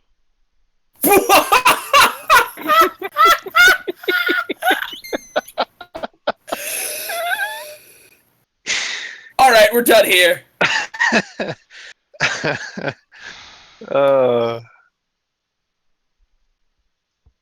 Please tell me this was written before Volume 4. Nope. No. No, I'm pretty sure this... Yeah, no, this was published just before Volume 4. Okay. So that's really stupid, but... You're stupid and wrong. Objectively wrong. Also, apparently this is an AU where John is super stoic and isn't affected by nothing, and there is no official teams. Despite the fact that there is a team that you're paired with 3 other people. For group projects. All of them. Okay. So, here's Resurgence.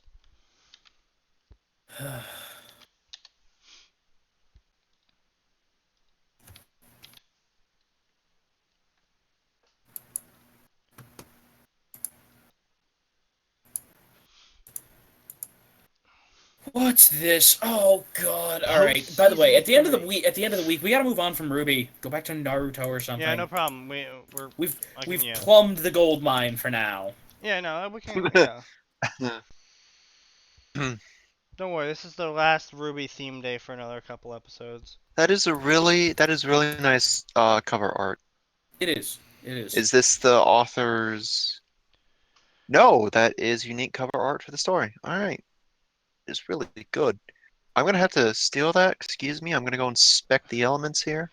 I'm pretty sure this is a I'm pretty sure you can find this picture on Google. Oh yeah, probably. It's probably just easier to steal it though. But you got a lower quality image. Yes, but see, that's the magic of Google. Take it to Google. Google will find me the higher quality images. Maybe. Sometimes. Sometimes. It's rare, but it happens. Season 3. The strongest are those who can get back up with the bitter taste of defeat still fresh in their mouths. Ruby and her new team are trying to save as many as they can while they wait for Cinder's next move.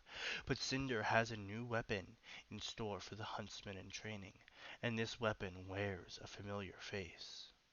Pyrrha. John times Pyrrha times Ruby. Blake times me. Yeah. Ren times Nora. So this is going to be a story where Cinder's like, "Mwahaha, I've turned your former teammate into my slave." And And go then kill them, something, something, Pyrrha. something, the power of love, something, Yeah, the something, power of something. love and friendship, and John sacrifices himself to be impaled on Pyrrha's blade as he hugs her, telling her that he always I still loved love her. you, or it's all okay, or And then something she like that. remembers him and starts crying and hugs him back, and they can vow to kill Cinder for this travesty. Where's the sparrow? Where's the sparrow? And then they all fucked. 149 chapters. 149 chapters in less than a year. Yep. Nearly 600,000 words. Well, first off, the I'm writer's not- prolific. Second of all,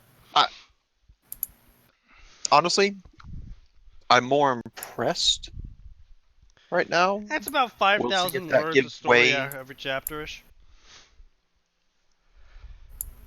Like, I'm at the moment, I'm more impressed than I am kind of put off by this. Let's see if that changes. Let's see, 600.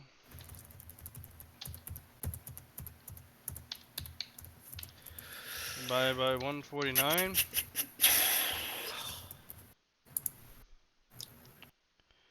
4,000 words per chapter.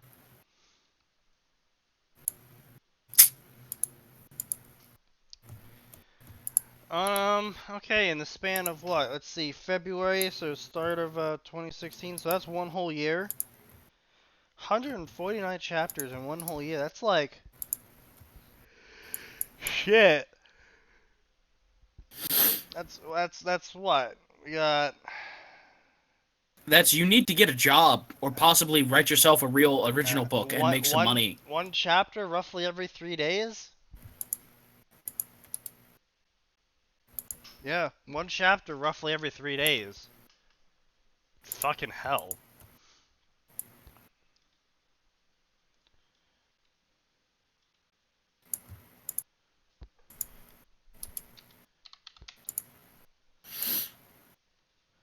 Yeah, every 2.3 days another chapter gets released. Jesus fucking Christ. That you, sir slash madam, have way too much time on your hands. If you're able to put out a 4,000 word chapter on a tri-weekly basis, and keep that pace going, and keep that pace going for a solid year straight. To this author, in all seriousness, write a real book. Yeah, honestly. If you can keep that pace up writing an original fiction. Hold on. This is, again though, we don't know how good this story is gonna be, though. Because I have seen dedicated trash before. That's true. That's true. Can't discount the existence of dedicated trash.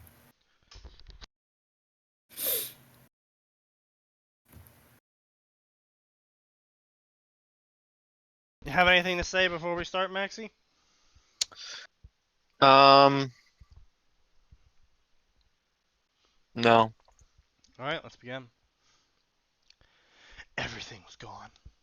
The village had been reduced to embers. Piles of smoldering ash lay where huts and hovels had once been. Welcome, unkindled one! It had not been a very large village, but still the smoke from the destruction had risen to blacken the sky all the same. The fires had spread to the fields and the grasslands surrounding the unfortunate farming village, and now the ash blanketed the hills and the valleys, the colorless gray stretching out as far as the eye could see across the horizon of Mistral. Lai Ren crouched down and pulled up a handful of ash, bringing it to his nostrils to survey its scent. You're not gonna get much from ash. It's ash. It's ash. Guys, I've identified what this is. What is it, Ren? It's a ash. Ash from trees. Possibly a building. I knew it. It's made of wood. God fucking damn it. Too done being. I'm so fucking done from the previous story that this story is just already killing me. You're already dead inside. He had seen these attacks before. They were all too common where he and Nora were from.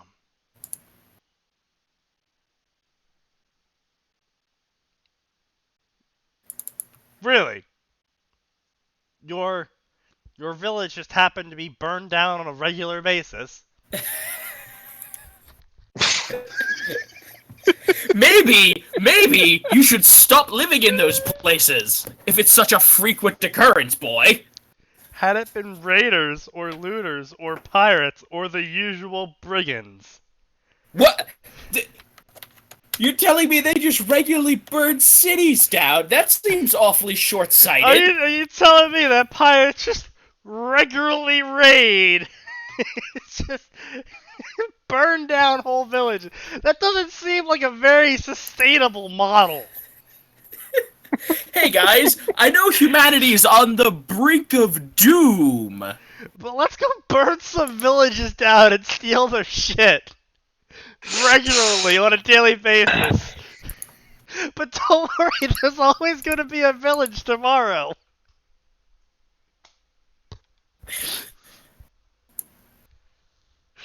Look, it's one thing to be like, oh yeah, we were attacked regularly by bandits and whatnot. Sure, I'll suspend my disbelief and believe that. But you're trying to tell me here that bandits regularly attack villages in the area you lived, killed and everyone, burned them to the ground. Burned them to the ground. And this was a common occurrence. And at no point in time did anyone ever say, hey, maybe we should stop building villages here. They all seem to burn down. Ultimately, perchance, we shouldn't... I'm sorry. Common I just don't have this image of, like, if the bandits don't come by at a certain time of the week, the village just spontaneously combust to make up for it. Just in the center of the village, everything just starts catching fire. I like to imagine the first time it happened. The bandits haven't been back for a week. Could we go without the village burning down this week? Explosion. Boom! Nope. That, or I imagine, like... Then everyone immediately keels over from a heart attack, because remember, everyone has to die as well. That, or I imagine just, like... I just imagine they're like, it's been 2 weeks since the pirates attacked. Have they decided to leave us alone? There's just a bomb that goes off, and they find a note that says, from the pirates, we're sorry we've been away these past 2 weeks. Captain was sick last week. The captain was sick last week. The airship broke this week. We're really sorry we haven't been by to raid you, so we thought we'd just burn your village down and ask you all to kill yourselves. Everyone, start killing yourselves and looting your corpses. Half of you kill yourselves, the other half loot the corpses and come join us. Had it been, there would have been vultures circling overhead or rats pillaging for carrion. No, I'm pretty sure there would have been, Grim.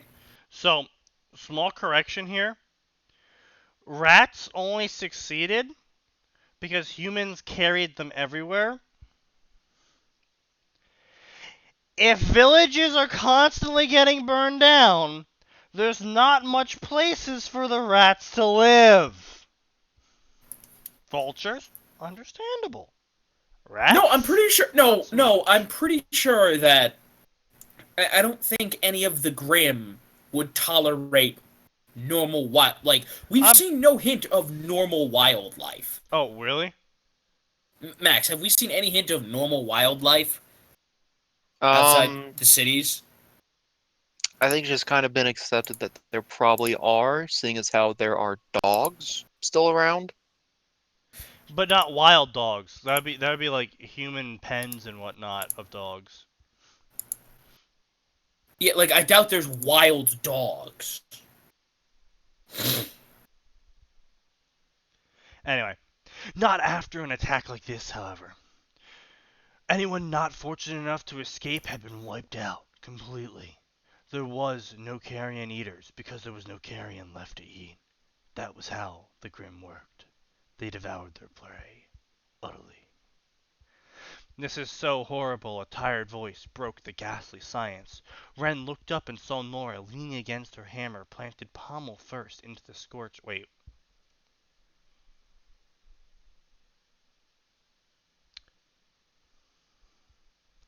Pommel first, you say?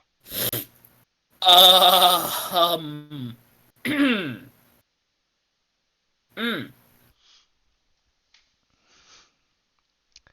Okay. Into the scorched earth as she surveyed their surroundings. This damage is recent, Ren reported, dispassionately getting to his feet. The attack happened less than a day ago, probably during the night. Did you detect that from the ash you sniffed? Or the fact the fires were still going? Maybe he just has an ash sniffing problem.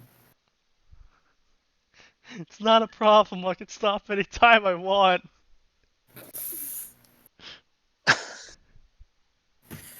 Ren, you snorted Pyrrha's grandfather. Pierre, why did you carry your grandfather's ashes around to begin with? Post season 3. Red! No! Stop snorting, Pyrrha!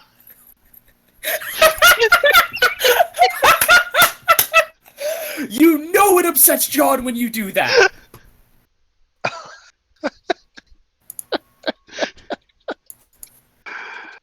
Oh, We And are now I'm this is just utterly imagining horrible. them being cooked into pancakes for Nora to eat.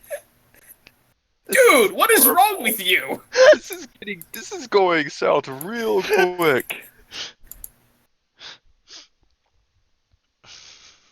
God forbid. You're a psychopath. Nonsense. Oh, please. You couldn't look more psychotic if you were a 90s Drizzt. Fuck off. But, yeah. Anyway. Ren's ash sniffing addiction aside. Ren expected Nora to say something else, but she simply clutched Magnilde? Magnild. Yeah. Magnilde's handle a little more tightly, her lips pursed in a Her grim big, visage. smashy hammer. Wait, why is she... Wait, I thought she was leaning on the pommel. Sorry, yeah, no, planted pommel first, so she's leaning on the hammer part. At what point in time was she holding on to the handle?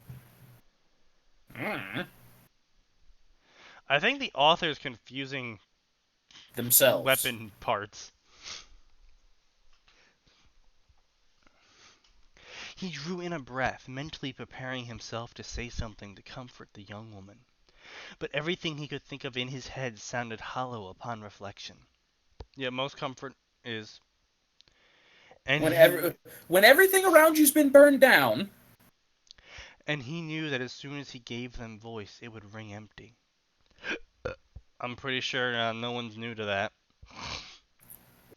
Fortunately, their friend and de facto leader Ruby stepped in to relieve him of any such concern.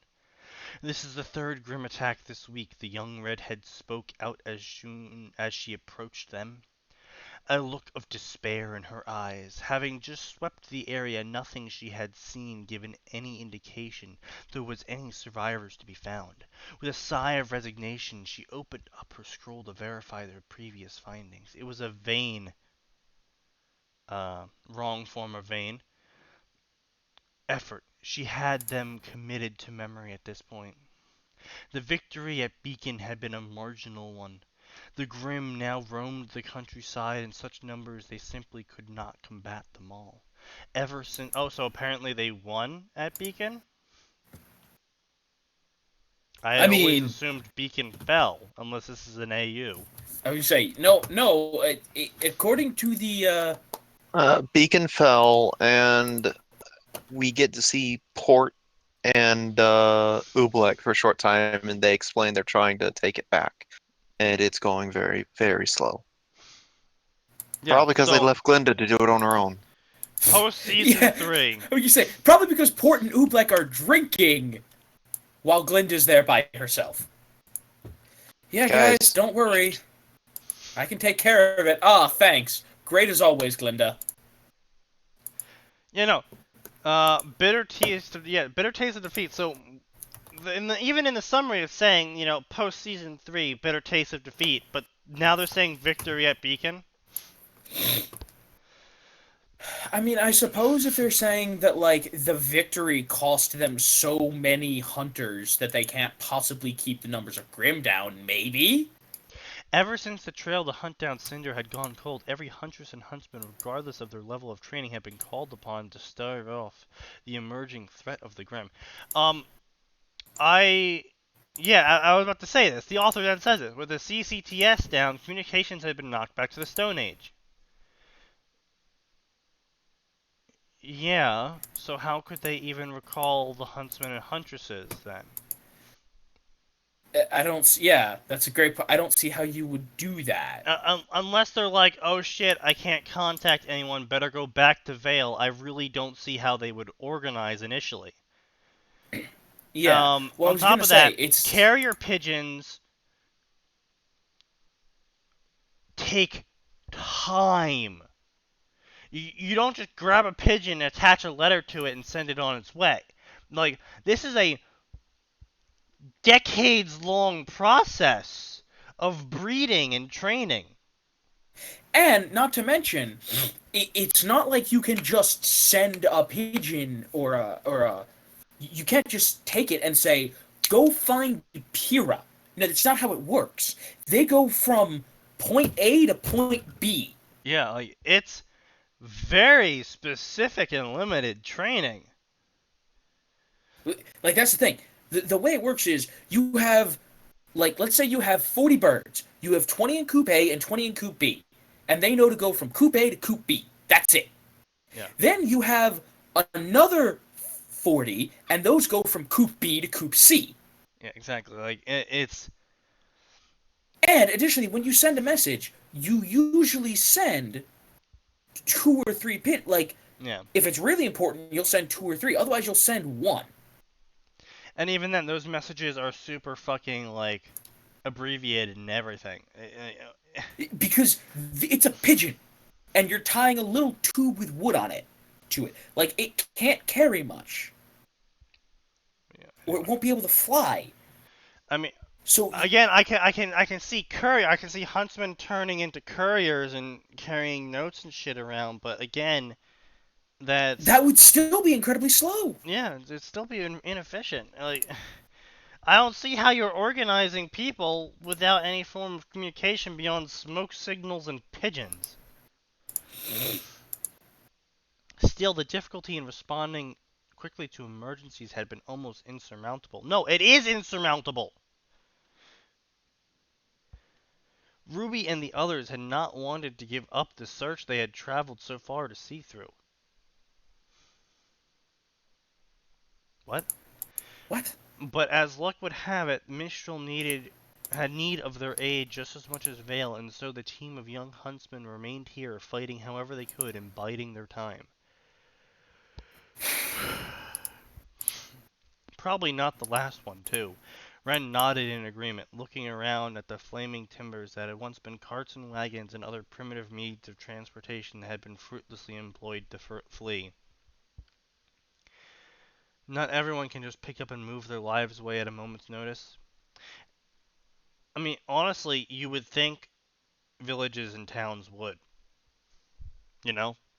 Yeah. You would think unless you got big-ass walls around you and giant fucking guns protecting your town, that you would live a life of being able to flee at any moment. Do they? have giant guns. Like the major cities, and especially the academies, which are practically cities unto themselves. Yeah.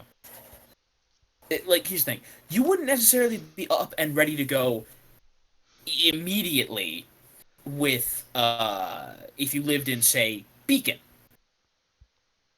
But I would definitely say that you would have some sort of bug out pack at the ready if you were in bumfuck nowhere. Oh You yeah, know? no, if you're in bumfuck nowhere, absolutely. Yeah.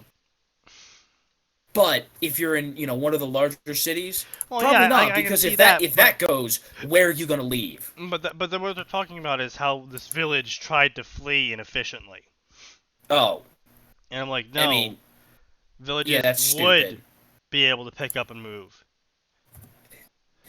Especially with, according to Ren, villages burning Constant down. burning, yeah. Atlas, Mistral, Vacuo, there just aren't enough huntsmen to protect them all. Kingdoms are being flooded with refugees as it is. I can't imagine why they would be. I'm pretty sure any kingdom would refuse. Like, it's not like they all had agreements to, like, be best buddies with each other, I was right? gonna say, With how quickly apparently everyone turned on Atlas post White Owl Festival.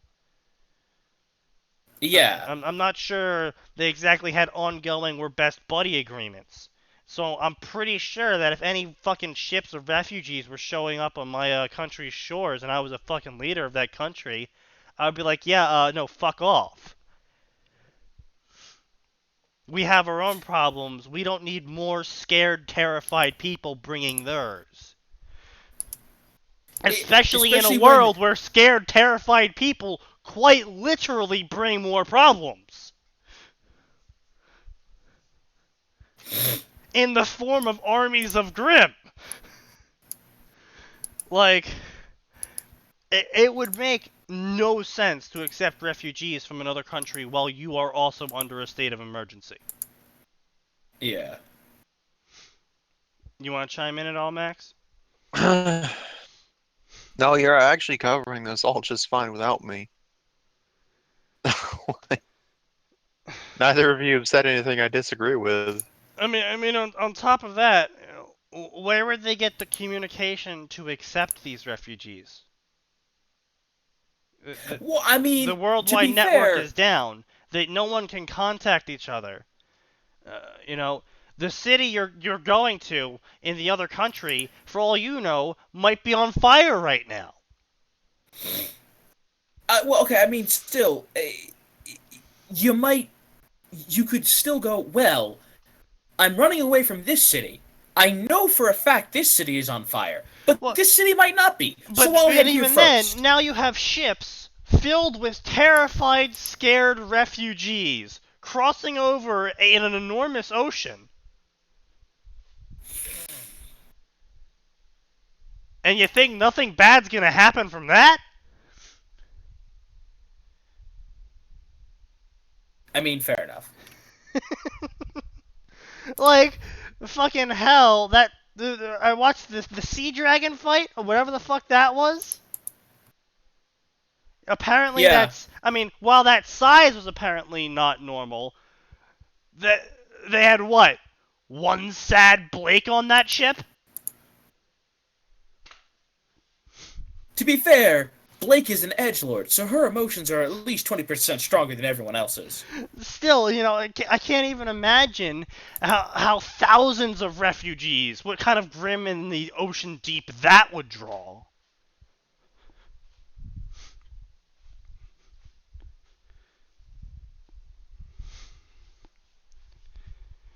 So, while I understand what the author's trying to do, they're fucking stupid.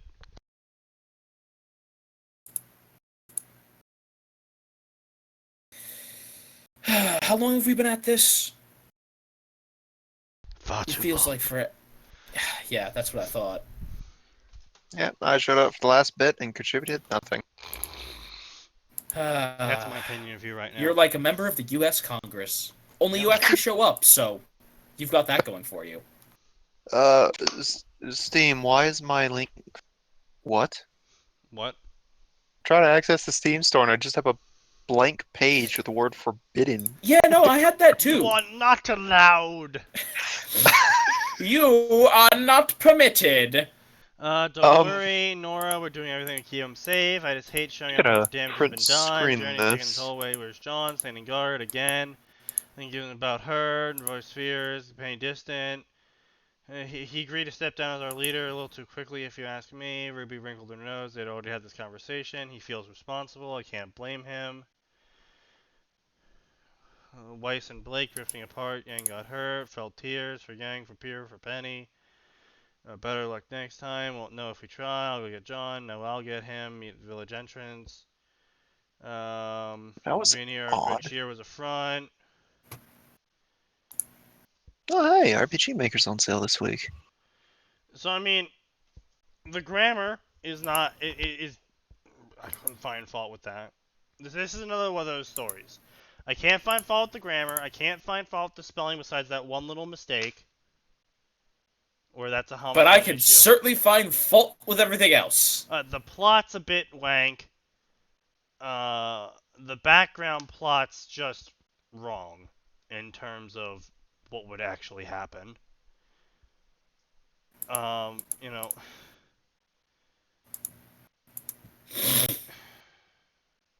But yeah, other than that, everything's great.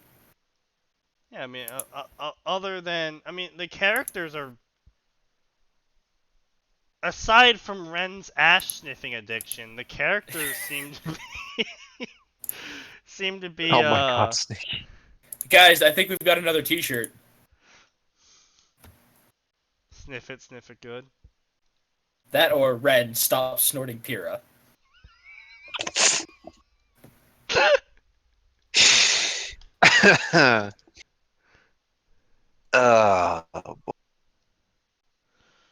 Oh boy. All right, now that we've made a catchphrase for this, sorry, Pyrrha fans. No, we're not. We're not sorry I- at all. Your waifu is dead. Oh, really hitting it hard there, Atin. all right. Well, that will conclude our Fanfiction Tuesday, the Electric Boogaloo, episode number 8. For anyone who had joined us until this point, I applaud your patience and courage. I will once again ask For why everyone you else, keep you sticking can all around. fuck yourselves, because you'll never see this. So ha! And peace out. Signing off.